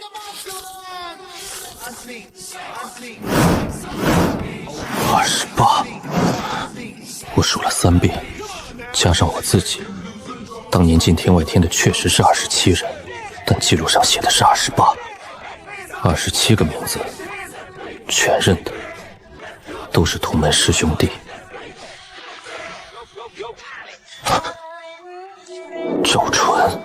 赵纯也进了天外天，但所有人的记忆里，包括我自己，都没有这个人。而且时间线上，赵纯进天外天是3008年3月，丹房走火是3009年7月，也就是说，他从天外天回来了。他是除了我之外第2个活着走出天外天的人。楚洛，你在天外天的时候见过这个赵纯吗？没有，27个师兄弟死的时候，我都在场，没有赵纯这个人。那他要么是在你们之前就离开了天外天，要么他根本没有跟你们一起行动。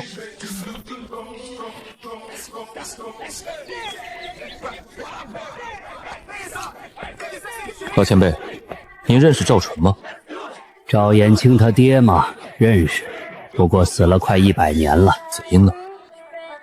丹房走火之后，宗主撤了他的职，一蹶不振，3年后郁郁而终。也有人说他不是郁郁而终，是修炼出了岔子，走火入魔。具体的我不清楚，那会儿我还年轻，管不了长辈的事。多谢前辈。赵纯进了天外天，活着回来。1年后丹房炸了，3个丹童死了，赵纯被撤职，3年后死。他的儿子赵延清接管凌迟，15年太平无事。3个月前，一切开始。他在给界碑喂灵液，问题是为什么？赵纯当年在天外天里看见了什么？他的儿子在100多年后重新打开那扇门。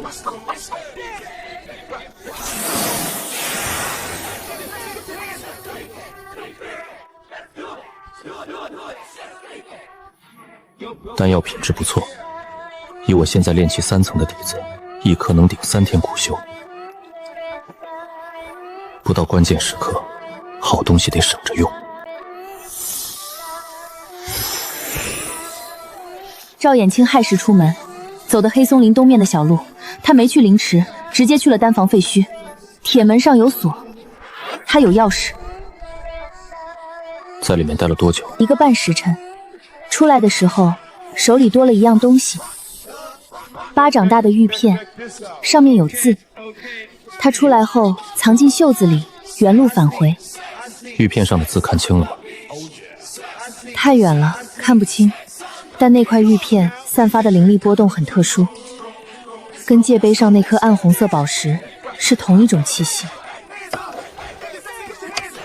还有一件事，他在废墟里的时候，我听见他说话了。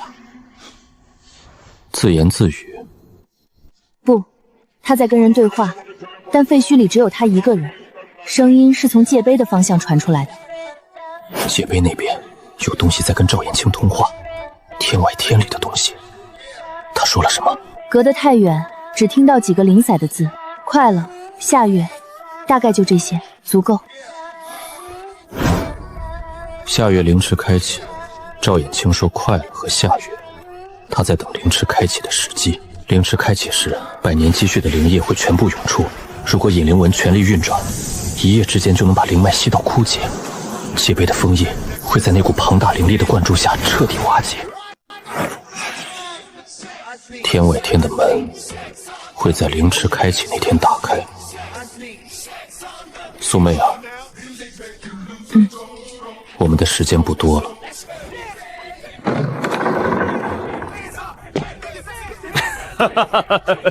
小师弟来了，坐，有事说。今早飞剑传书，从东海来的。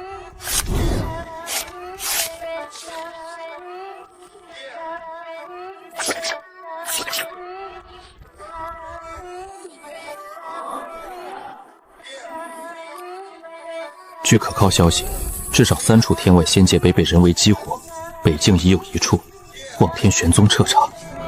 3处，不只是天玄宗。通天阁的消息灵通的很，他们做的就是情报生意。但这封信来的时机太巧了，我们前脚发现界碑，他们后脚就来信，要么是巧合，要么有人在通天阁里安了眼线。我看那帮做买卖的没一个好东西。不一定是通天阁的问题。信上说至少3处，这个数字要么来自他们自己的调查，要么来自别的渠道。不管怎样，这说明天外天的事不是某个人的独角戏，背后有一张网。赵衍清。哈哈哈哈哈！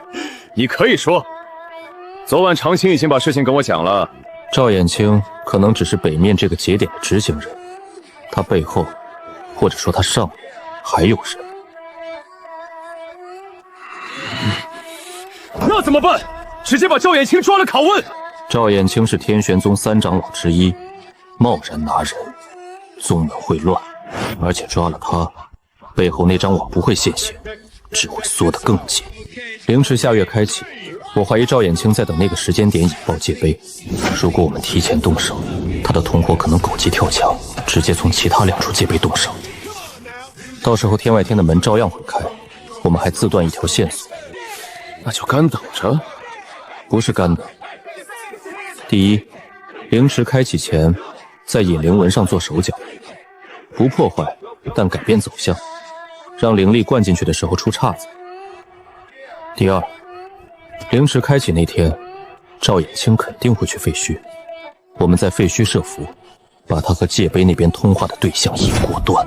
第三，通天阁那封信回一封，就说天玄宗已查明情况，愿与各方联手，共同封锁天外天。你想钓鱼，通天阁的消息会传遍修仙界。如果真有一张网在操控3处界碑，他们看到天玄宗的消息，必然会加速行动，要么提前引爆，要么派人阻挠。不管哪种，都会露出更多尾。但有一个问题，在废墟设伏，靠谁？化神期。你炼气3从我元婴后期，赵衍清金丹巅峰不假，可界碑那边传过来的东西，万一是个化神期的大能呢？师兄，你见过化神期还需要别人帮忙输送灵力的？真是化神期，直接撕裂空间屏障就回来了，用得着这么大费周章？界碑那头的东西最多元婴。有道理。那就这么定。楚洛负责引灵纹改动，天书协助。日期凌迟开启前3天。萧师兄，还有一件事，赵纯，赵衍清的父亲，当年也进了天外天，宗务记录上写的是28人，不是27。这个人，师父跟你提过吗？没有。他的眼神的变化骗不了人，他需要时间消化这件事，我也一样。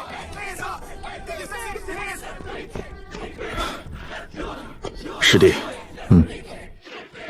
当年的事，你恨师父吗？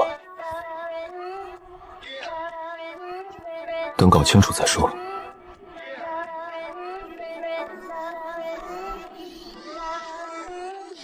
引灵纹用的是丝阵体系，纹路极细，走向灵活，但牵一二动全身，改动任何一条线路，相连的纹路全部偏移。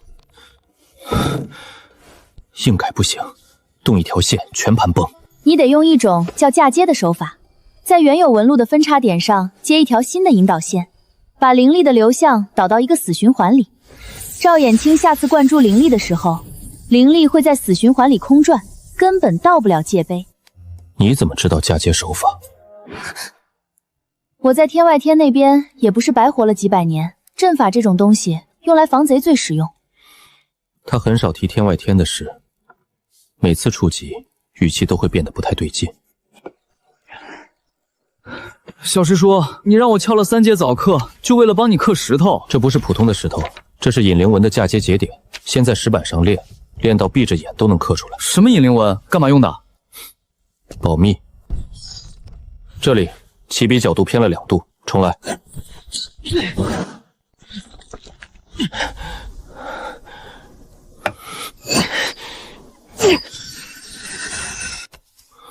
行了，后天晚上跟我走一趟。去哪儿啊？后山。后山，那不是禁地吗？有令牌，别废话。跟着小师叔混，迟早要出大事。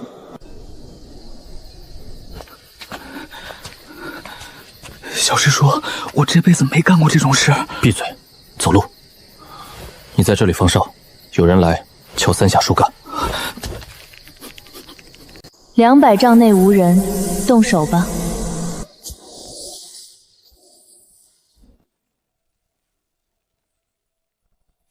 嫁接点在第3条分叉，往左偏2分，深入半寸。偏1毫，整条引灵纹就会崩溃。赵衍清下次来，一眼就能看出问题。这个编动器会产生一种跟原始引灵纹几乎一模一样的反馈信号。赵衍清灌注灵力的时候，会以为灵力顺利到了界碑，但实际上灵力全在半路上打转。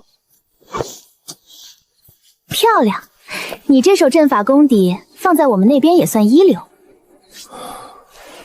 我是剑修，剑修里面最擅长阵法的。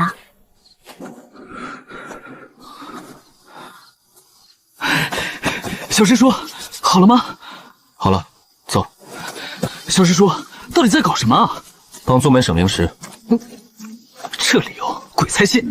炼气3层的瓶颈，50缕真气饱和后，漩涡扩张速度锐减，凭自然吞吐灵气，突破4层至少还要1个月。但我没有1个月，灵池开启，半月之后不能再留了。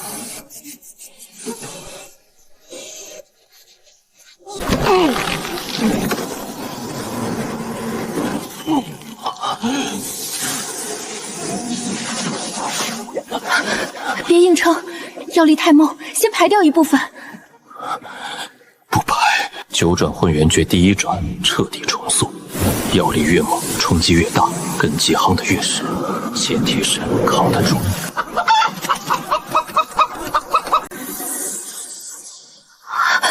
72缕。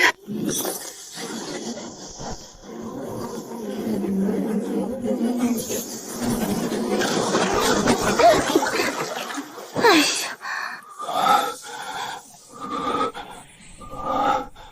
你把钢炮炸了，得买个新的。这次买铁的。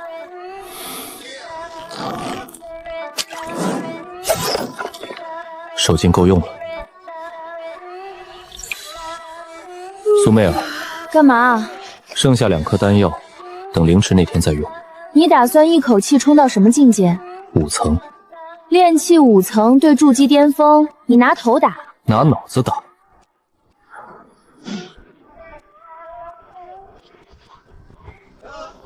小师叔，今天练什么？这小子知道自己爷爷的事吗？小师叔，今天不站桩了，我教你一式剑法。啊，真的？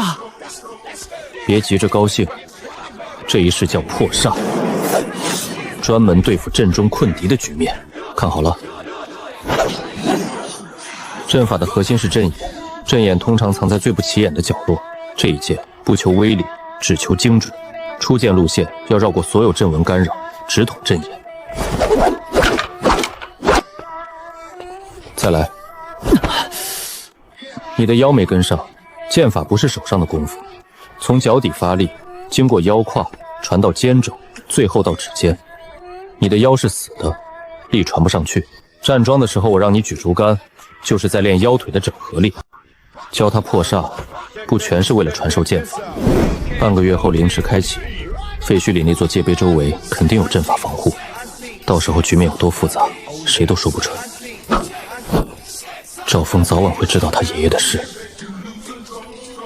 与其让他毫无准备的面对，不如先在能力上给他打个底。啊！继续，至少到时候能保住自己的命。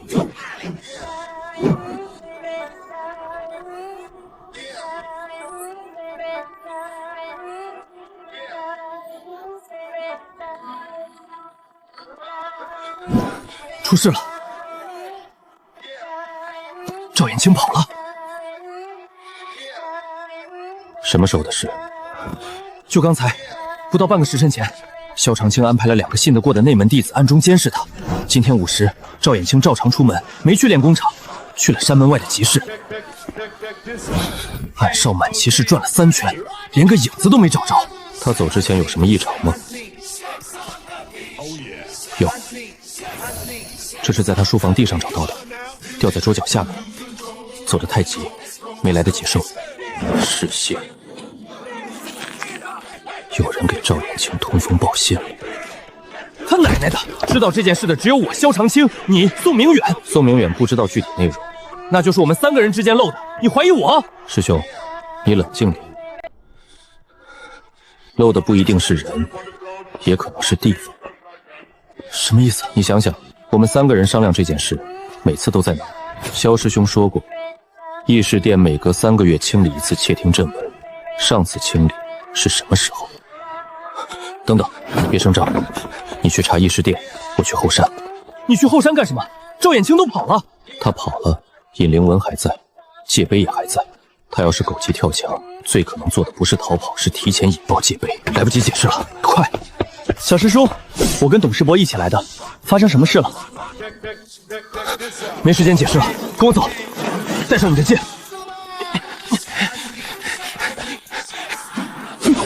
放我下来，成何体统！小师叔，你这速度，等你爬到后山，天都黑了，忍着点。以后一定要尽快恢复飞行能力。从这儿开始，走路，跟在我后面，别出声。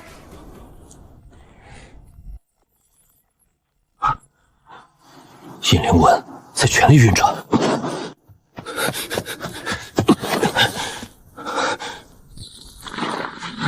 来晚了，楚洛，这个速度最多2个时辰，戒备的封印就会被冲塌。赵衍清赶在逃跑之前，最后来一趟后山，他不是维护，是激活，把尹灵文的功率拉到最大，用凌迟100年积蓄的灵液强行冲击戒备封印。宋明远，我说什么你做什么。在。现在用你的剑，沿着这条灰色的线，每隔1丈斩一剑，切断它。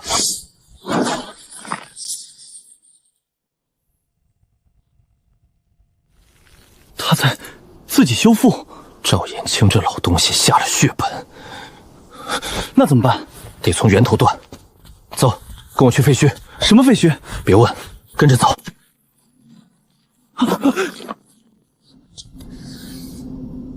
赵衍清把口子堵了，正面进不去了。宋明远，你的剑是什么属性？金。金克木生火，不对路，硬砸。你金丹期的全力一击，能不能把这面墙凿断？凿是能凿，但封禁阵会反震，我大概会断几根配骨。断了我给你接，砸不砸？砸！天罡剑法！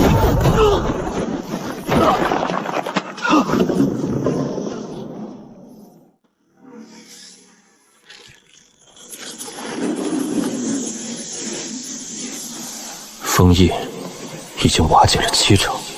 楚洛，背上有东西在动。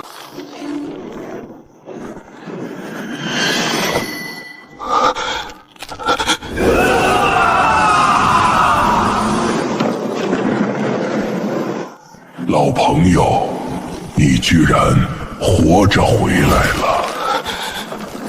我们在天外天见过。27魂已现，将门开。尔为第28，归来。第28，当年进入天外天的是28人，赵纯提前离开，剩下27人全部死了，我没死。在那个东西的计划里，我就是漏网的第28个。我不是你的什么第28，我是来砸碑的。不识好歹，既然你一心求死，那我就成全你。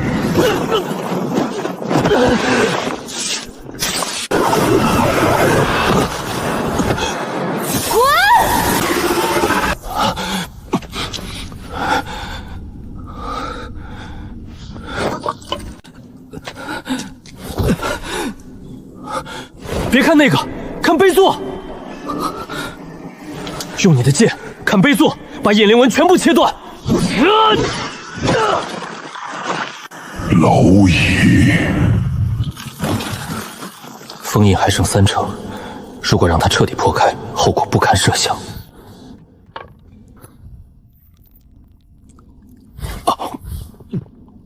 你疯了！2颗一起吃，你的经脉会炸。结束，反向使用。你承受不住的。少废话。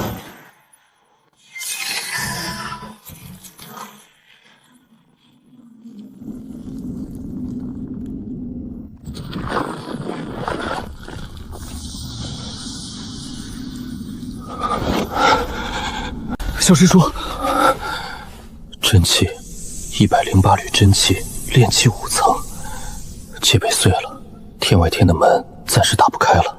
苏媚儿，别吵，让老娘睡会儿。党那一下精神攻击，在全程护着我的神魂，他把自己榨干了。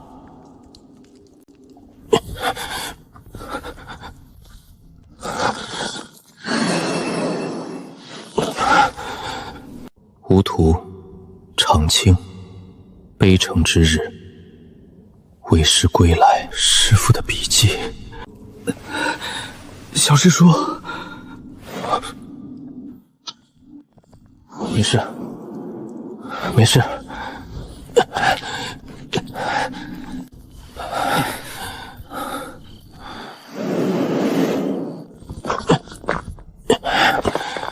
糊弄不了行家，但至少夜里远看不会太扎眼。师父在戒碑内部留了这行字：悲诚之日，为师归来。什么意思？师父要从天外天回来，还是师父一直就在天外天里，或者师父从来没有离开过？这是一次探索，随为师进去。27个人死了，灵魂献给了戒碑。如果师父从一开始就知道需要27条命去打开那扇门呢？师父，你到底要做什么？小师叔，你还好吧？没事，刚才想事情，走神了。我还是自己下去走吧。闭嘴！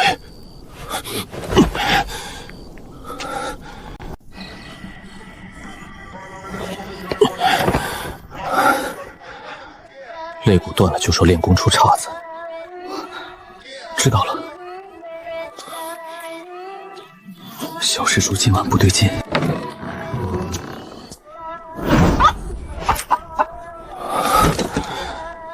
师父，你是为师最骄傲的弟子。小师叔，我来练功了。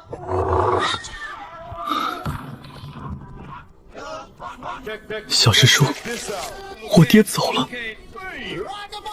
我娘今天早上起来，发现爹的东西收拾了一半，衣柜里少了2件衣服，书房里的私人物品也带走了，桌上留了一封信，信上说他有要事离宗，归期未定，让我和娘不用找。小师叔，我爹是不是出事了？你爹的事，萧师兄在处理。赵峰，你现在最不该做的事就是满宗门打听。可信放着，该练功练功。可你相信你爹吗？信不信由你自己定，但在事情搞清楚之前，你别瞎跑，知道吗？知道了。那就扎马步，萧长枪得去见他一面，但说什么，把那行字告诉他。萧长枪看到这行字会是什么反应？如果他不知情，他会跟我一样，陷入对师父的怀疑和愤怒。如果他知情，不能说，至少现在不能说。我需要更多的证据，需要搞清楚萧长青到底是不是局中人。赵峰，站够1个时辰自己走，我有事出去一趟。好。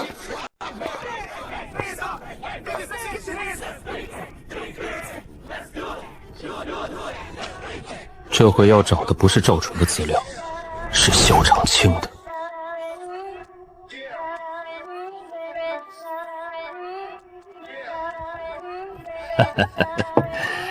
小师叔又翻旧账，随便看看。老前辈，你在宗门多少年了？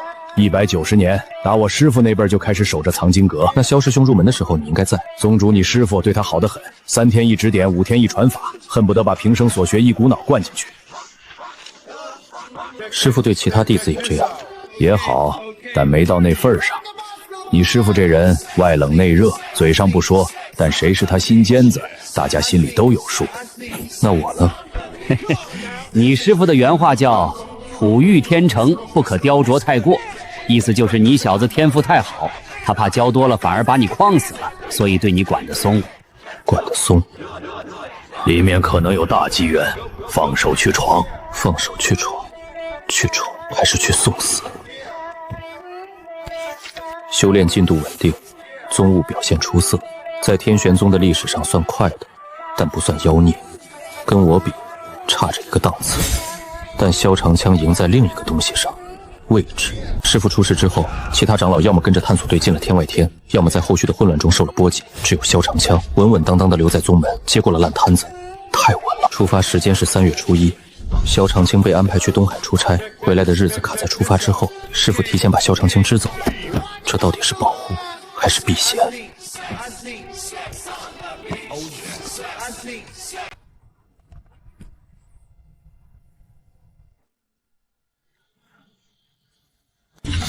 界碑上的封禁阵，火属性；引灵纹的灵力驱动内核，土属性。巧合吗？楚师弟找你半天了，昨晚后山的事，你来说说。不是问句，是叫我来汇报。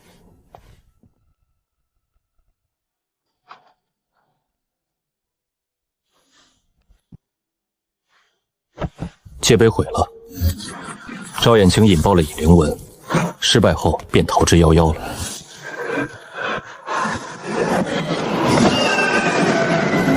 一个字没提。那东西，界碑里的意识，你能判断是什么修为？判断不了。精神攻击确实很强，但不像实体修饰的手段，更像是一种封印在碑里的残留意志。残留意志，谁的？不知道。碎得太彻底了，什么都没留下。19岁修仙，150年沉浮的人，撒起谎来连眼皮子都带跳的。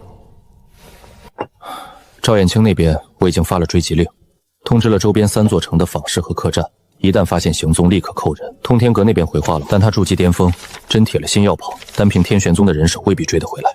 来者不善。通天阁名义上是中立组织，但他们背后站着东海的几个大宗门。这次派人来说是考察，实际上是来摸底的。摸什么底？看天玄宗有没有被天外天的东西渗透。如果他们判定天玄宗已经不干净了，东海那几家宗门有可能联手施压，逼天玄宗交出后山的控制权。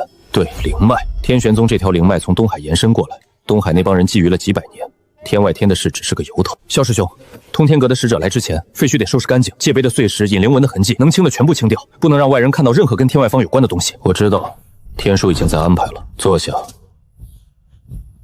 还有一件事，这是你师父留下的。当年你死之后，你的魂灯、牌位、遗物，我全收在了议事殿后面的供奉堂里。前2天清理的时候翻出来的。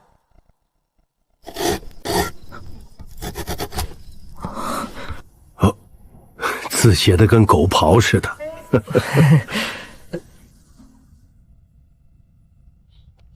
我替你留着。谢了，萧师兄。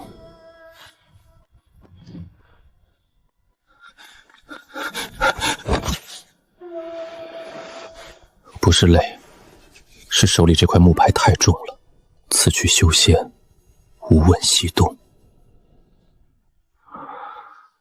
多久了？你睡了1天1夜。界碑呢？碎了。那个眼睛呢？灭了。你从碑里面抽的那些灵力，身体扛住了？扛住了，炼气5层。你命真硬。托你的福，媚儿，你先养着，接下来几天我得靠自己了。出什么事了？跟你说了你也帮不上忙，少操心，多睡觉。他太累了，连斗嘴的力气都省着。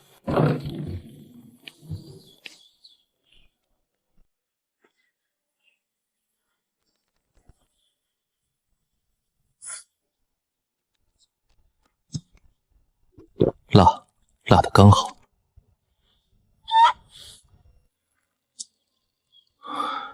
3天了，赵峰还没来。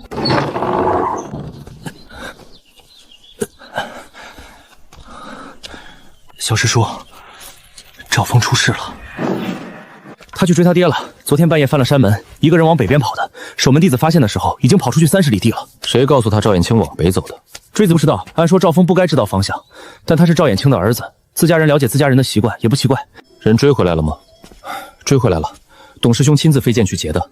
劫回来的时候，赵峰死活不肯回来，董师兄把他扛在肩膀上硬扛回来的。现在关在那面紧闭房里，萧宗主说等风头过了再放出来。带我去看他。小师叔，萧宗主说禁闭期间不让任何人探视。我是他师叔。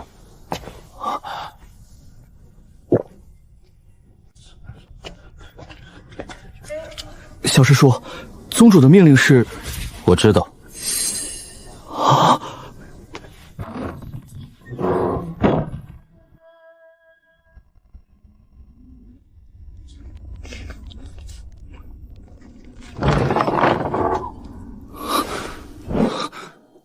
小师叔，你跑得倒快，30里地腿没白练，甚至带着一丝说防刃。他们不让我出去，也不告诉我到底犯了什么事。小师叔，你知道对不对？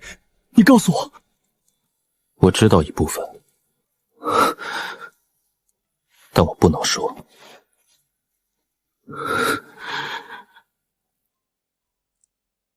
赵峰，你爹做了一件事，这件对天玄宗影响很大。到底是他自己要做的，还是被人逼的，还是被人利用的？目前没有定论。那就是说，他不一定是坏人。不一定是。那你们为什么要追他？让我去把他劝回来不行吗？他听我的话。他如果听你的话，就不会半夜不告而别了。你爹的事，我和萧师兄在查。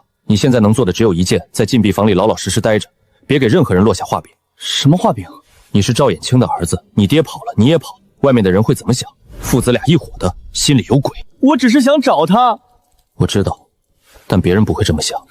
你在这里面待几天，等事情过了，我来接你出去，继续练你的剑。破阵那一式，左手再练300遍，出来的时候我检查。谢谢小师叔。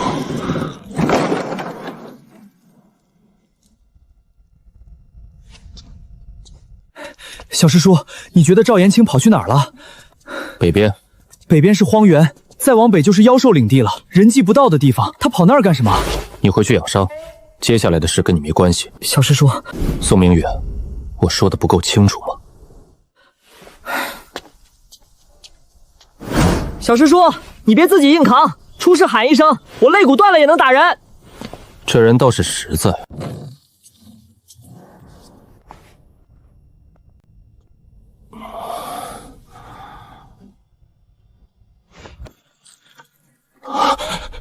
你来的正好，有发现。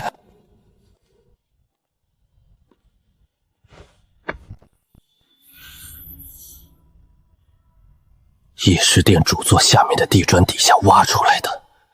窃听阵文，1等1的高手活。课文的手法，我让宗门里3个懂阵法的长老分别看了，意见一致，不是外人的手笔。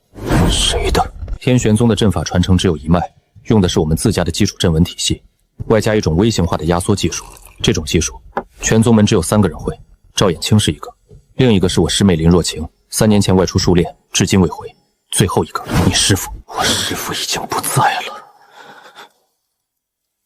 对，所以要么是赵衍清在当宗主之前就埋好了这东西，要么是师父埋的。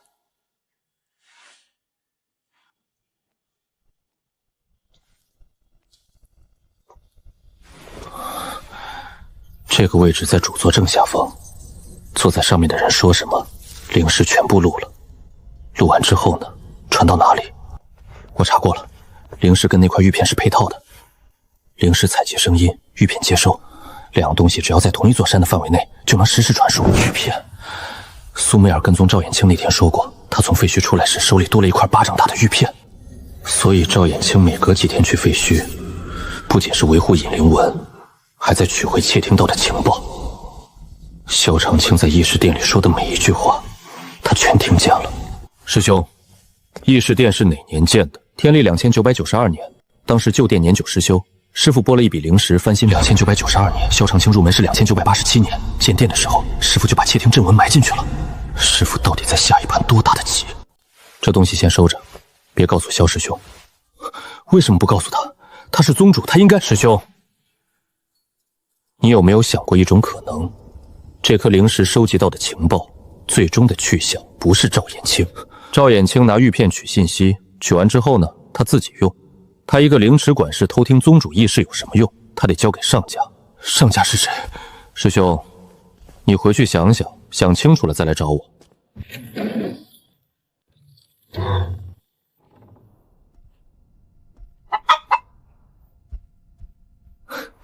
行啊，你还会下蛋了，3个，好照的。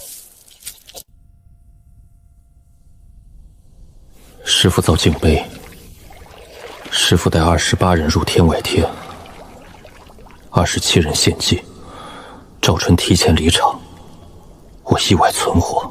师傅在议事殿埋窃听，赵纯的儿子赵衍清接管灵池，15年太平，3个月前突然开始偷灵液为戒碑。师傅到底在下一盘多大的棋？第28。师傅要回来，从天外天回来。可师傅不是死了吗？魂灯灭了150年。别想那么多，先活着。你说的对，先活着，活着才能算账。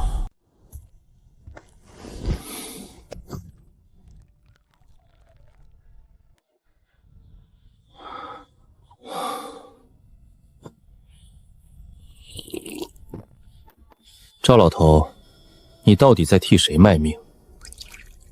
跟你说呢，喝点，壮壮胆儿。过2天有外人来，别丢你主人的脸。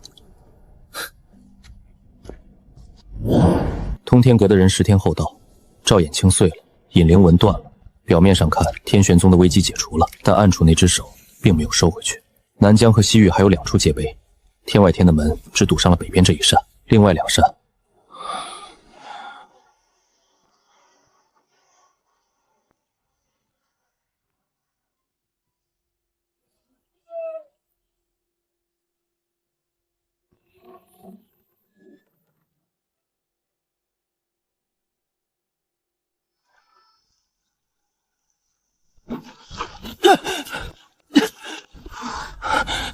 小师叔，通天阁来人了，已经到了山门外。几个人？3个，领头的是个女的，自称通天阁执事，叫什么来着？顾西周。你去告诉萧师兄，就说我马上到。是。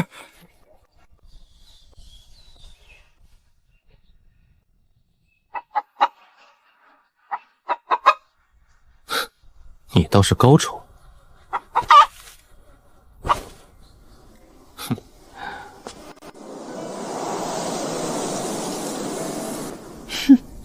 萧掌门，这山门的阵仗倒是比从前更气派了些。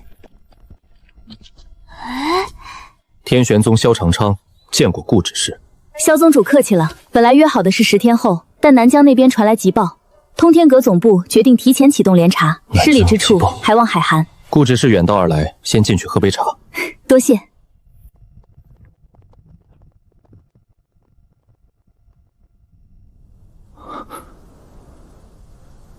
议事殿的窃听阵纹虽然挖掉了，但谁知道还有没有别的？少说为妙。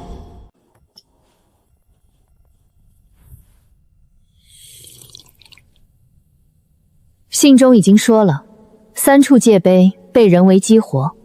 天玄宗这边的情况，萧宗主能否详细说一下？发现异常后，我们立即调查确认了界碑的存在，已经成功销毁。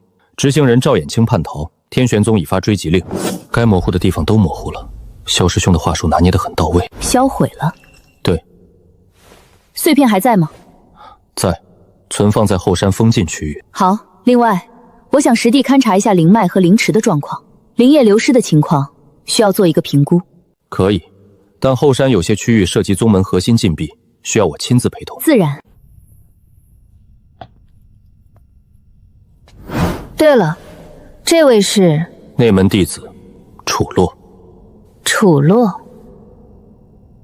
150年天外天事件的幸存者。你认识我？通天阁的档案里有天外天事件的记录。楚洛，天玄宗100年来最年轻的筑基修士，19岁入筑基，天外天事件后生死不明，原来是活着的。不过修为，看来天外天里不太好过。死也死过了，好不好过无所谓。有意思。他知道的太多了。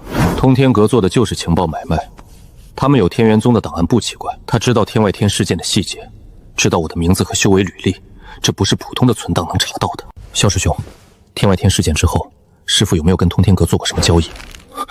你为什么这么问？通天阁卖消息也收消息，如果有人把天外天的内部情报卖给了通天阁，那他们对这件事的了解程度可能比天玄宗大部分人都深。我查一下宗门早年的交易记录。楚洛，你昨天去看赵峰了？看了，我让你别去。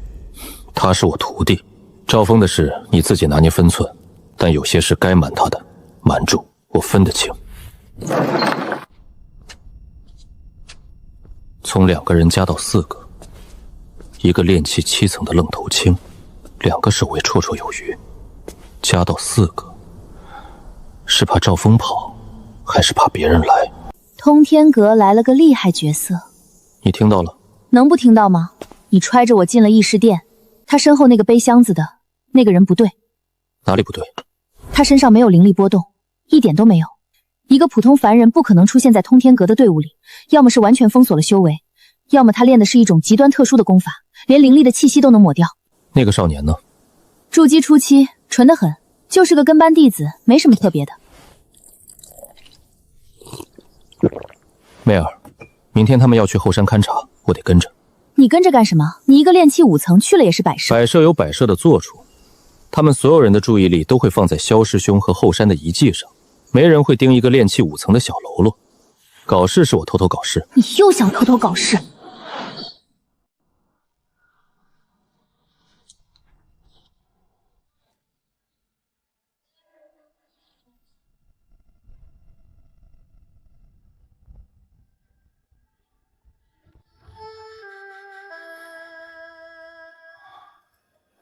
有人进了后山。谁？气息封锁了，我的分魂还没恢复，只能感应到一个模糊轮廓，从客房方向出去的。通天阁的人半夜偷偷去后山，是时候去会会他们了。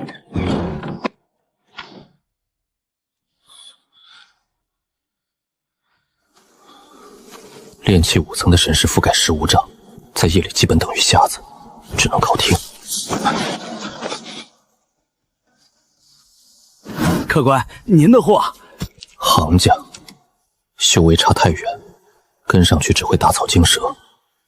东北不是戒备废墟的方向，那个方向是灵池。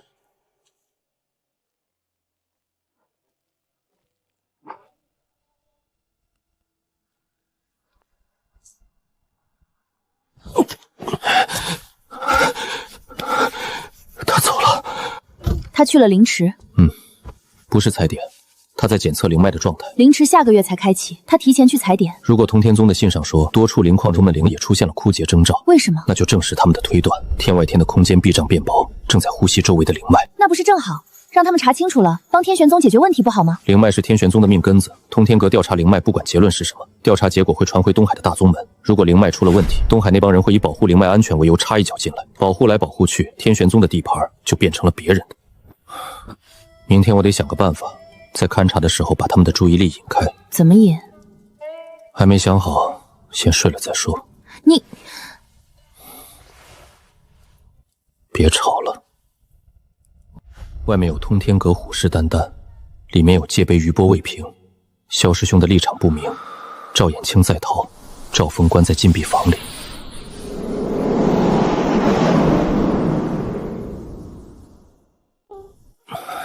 师兄，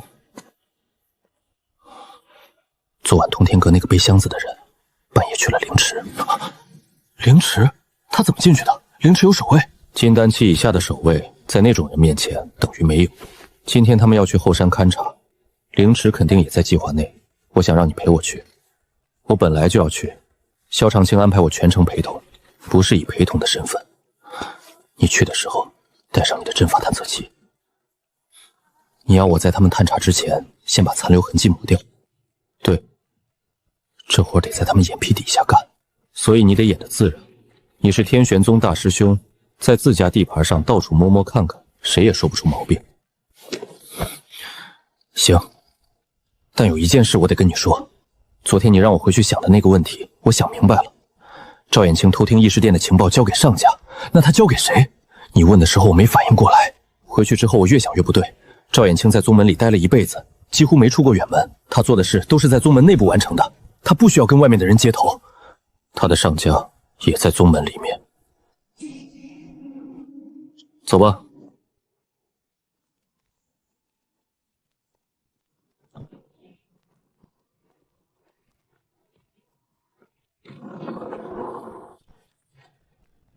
界碑原在此处，碎石已封存，需要的话可以调取查看。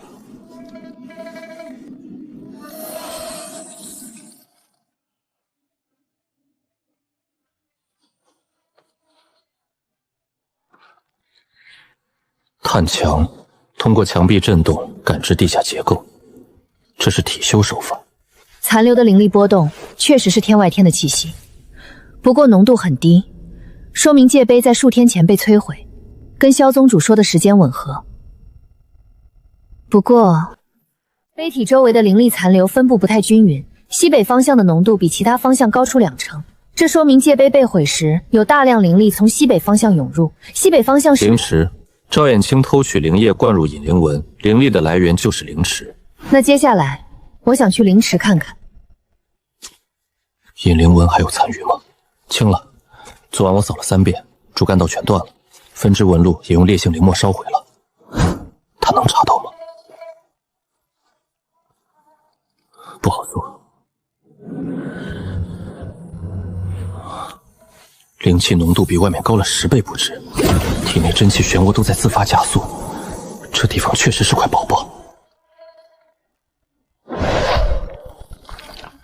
灵液流失了多少？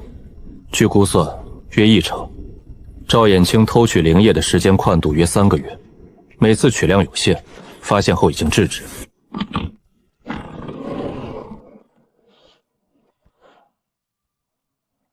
灵脉探针，通天阁的招牌货，市面上买不到。老白，结果怎么样？灵脉主干完好，东南方向第3分支有淤塞迹象，不严重，但灵脉整体的灵力流速比标准值慢了1成5。原因？灵力被大量抽取后，灵脉自然恢复需要时间，照这个速度，完全恢复需要3到5年。有人为干预的痕迹吗？灵池底部有阵纹残留，浅层的阵纹被清除得很干净，但深层还有微弱的阵法编动，不是引灵纹，是另一种东西。灵池底部有天玄宗先辈布置的护脉阵法，用来防止灵脉溃散，那些波动应该是护脉阵的。数据采集完毕。萧宗主，勘察到此为止，我们需要1天时间整理数据，后天给您一份初步报告。想明白了，如果真是他，你打算怎么办？证据不够，我不会动手。师兄，你跟萧师兄相处几10年了，你觉得他是那种人吗？我觉得不是，但觉得不是跟事实不是，是两码事。那就去找事实，怎么找？通天阁后天出报告，报告里不管写什么，萧师兄都会给出回应，到时候就能知道他的立场。如果他的回复没问题呢？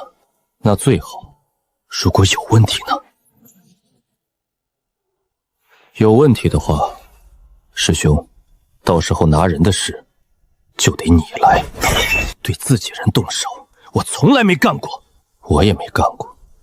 但规矩是规矩，如果萧师兄真的站在天外东那边，那么不管他有什么苦衷，天玄宗1000多号人的命都比他重要。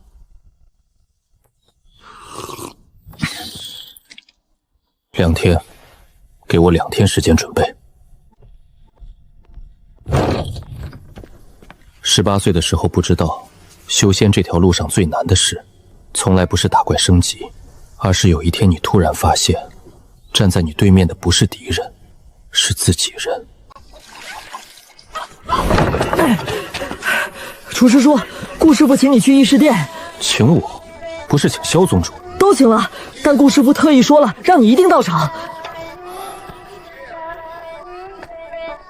你顾师傅为什么特意叫我？我也不知道啊，顾师傅的想法我从来猜不到。不过老白跟顾师傅单独谈了很久，出来之后，顾师傅的脸色就不太对。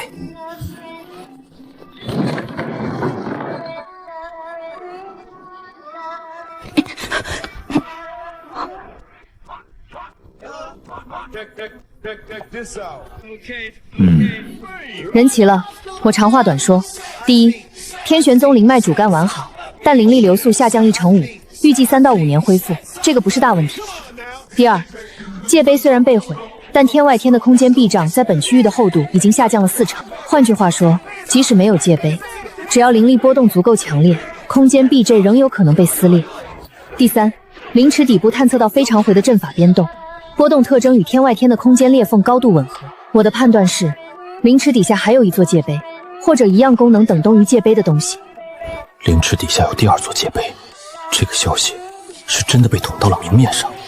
灵池底部的阵法波动，我们知道天玄宗先辈在灵池底部设有多重封锁，部分阵法的联动特征的确类似于空间类法器。这是因为灵池本身就建在一处先天空间节点上，也是灵脉汇聚于此的原因。解释得通，但最终还是取决于通天阁信不信。萧宗主的说法我记录在案，但作为联查的一部分，通天阁需要对灵池底部进行更深入的探查。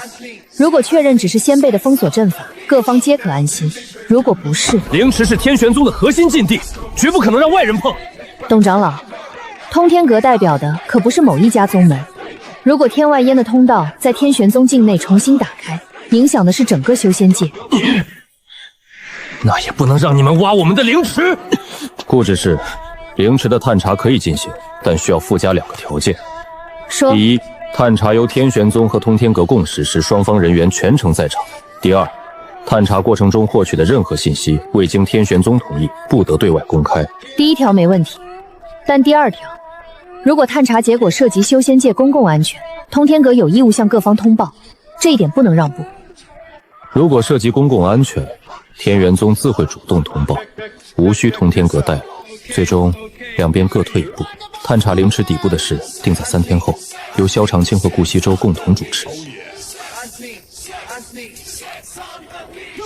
萧师兄，灵池底下的东西，你事先知道吗？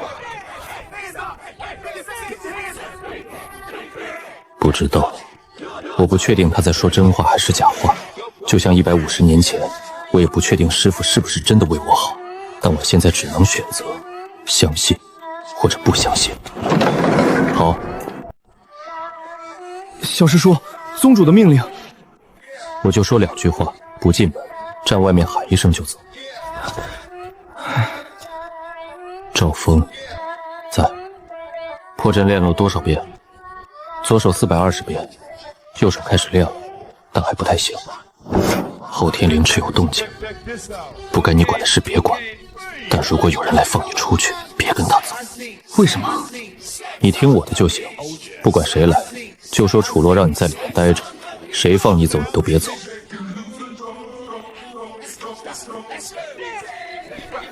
你为什么不让赵峰出来？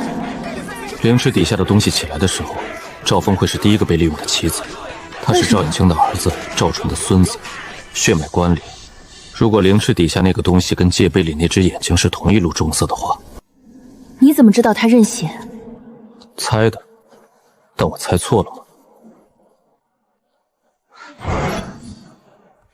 他没法反驳，天外天的东西确实认血脉。这是前几天从集市上买回来的，原本打算给老母鸡做个装饰。专门封锁血脉共鸣的阵法，我在天外天里见过这种东西。当年在天外天深处，同门师兄弟临死前，身上的血突然开始沸腾，那是他们的血脉在被响应。我能活下来，是因为九转混元诀的会改变修炼者的血脉属性。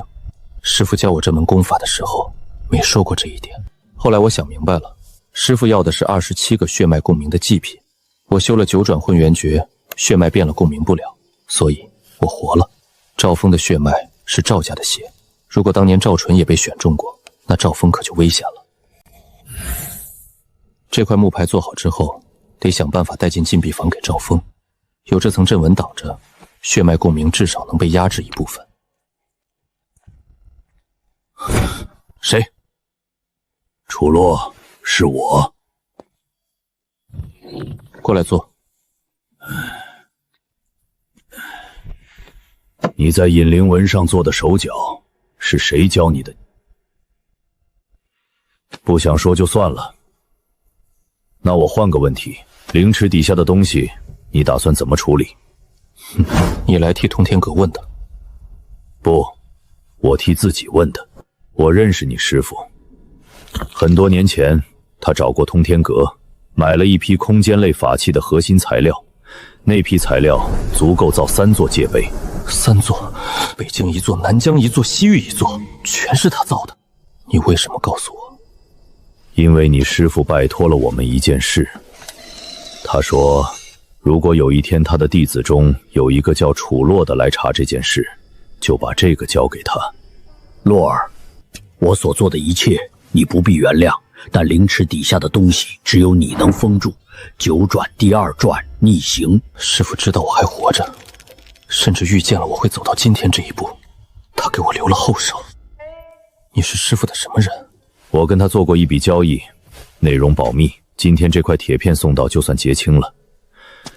你师父这个人做事大概有70%错，但剩下那3%。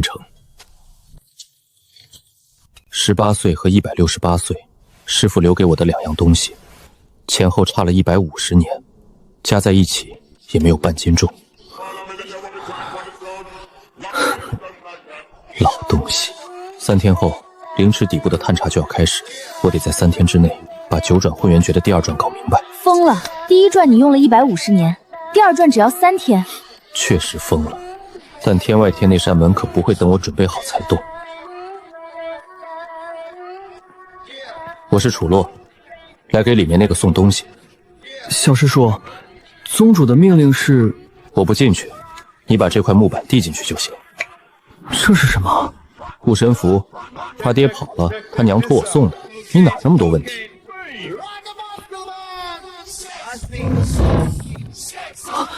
小师叔，别出来，木牌贴身放着，别拿下来。楚师叔，我……东西送到了，我走了。师叔，破阵那一式，我右手练到160遍了。你真要试？不试还能怎么办？逆行败的风险你清楚，反着灌真气，你想把自己炸成烟花？师父既然写了，就说明能力。你师父写的东西你也信？那我帮你盯着，一旦经脉有溃散的征兆，我立刻中断你的真气运行，代价是你丹窟底里至少损失30%真气。行。另外，逆行第2转如果跟你的血脉属性有关，那你师父当年教你九转混元诀的真正目的，可能不只是保你一命。我知道。逆转。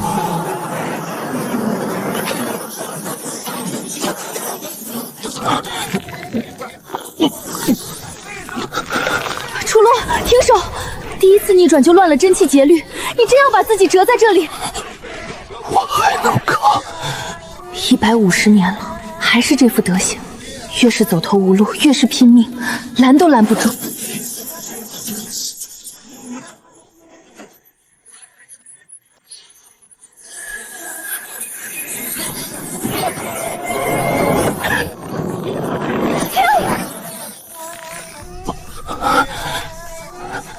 别再给我一些时间！你不要命了吗？你别忘了，你是我相公，你不准死！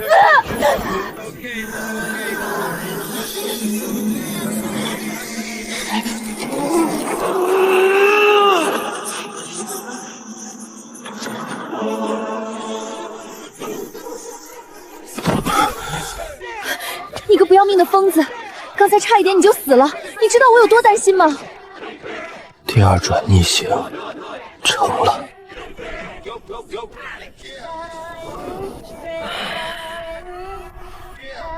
你是为师最骄傲的弟子。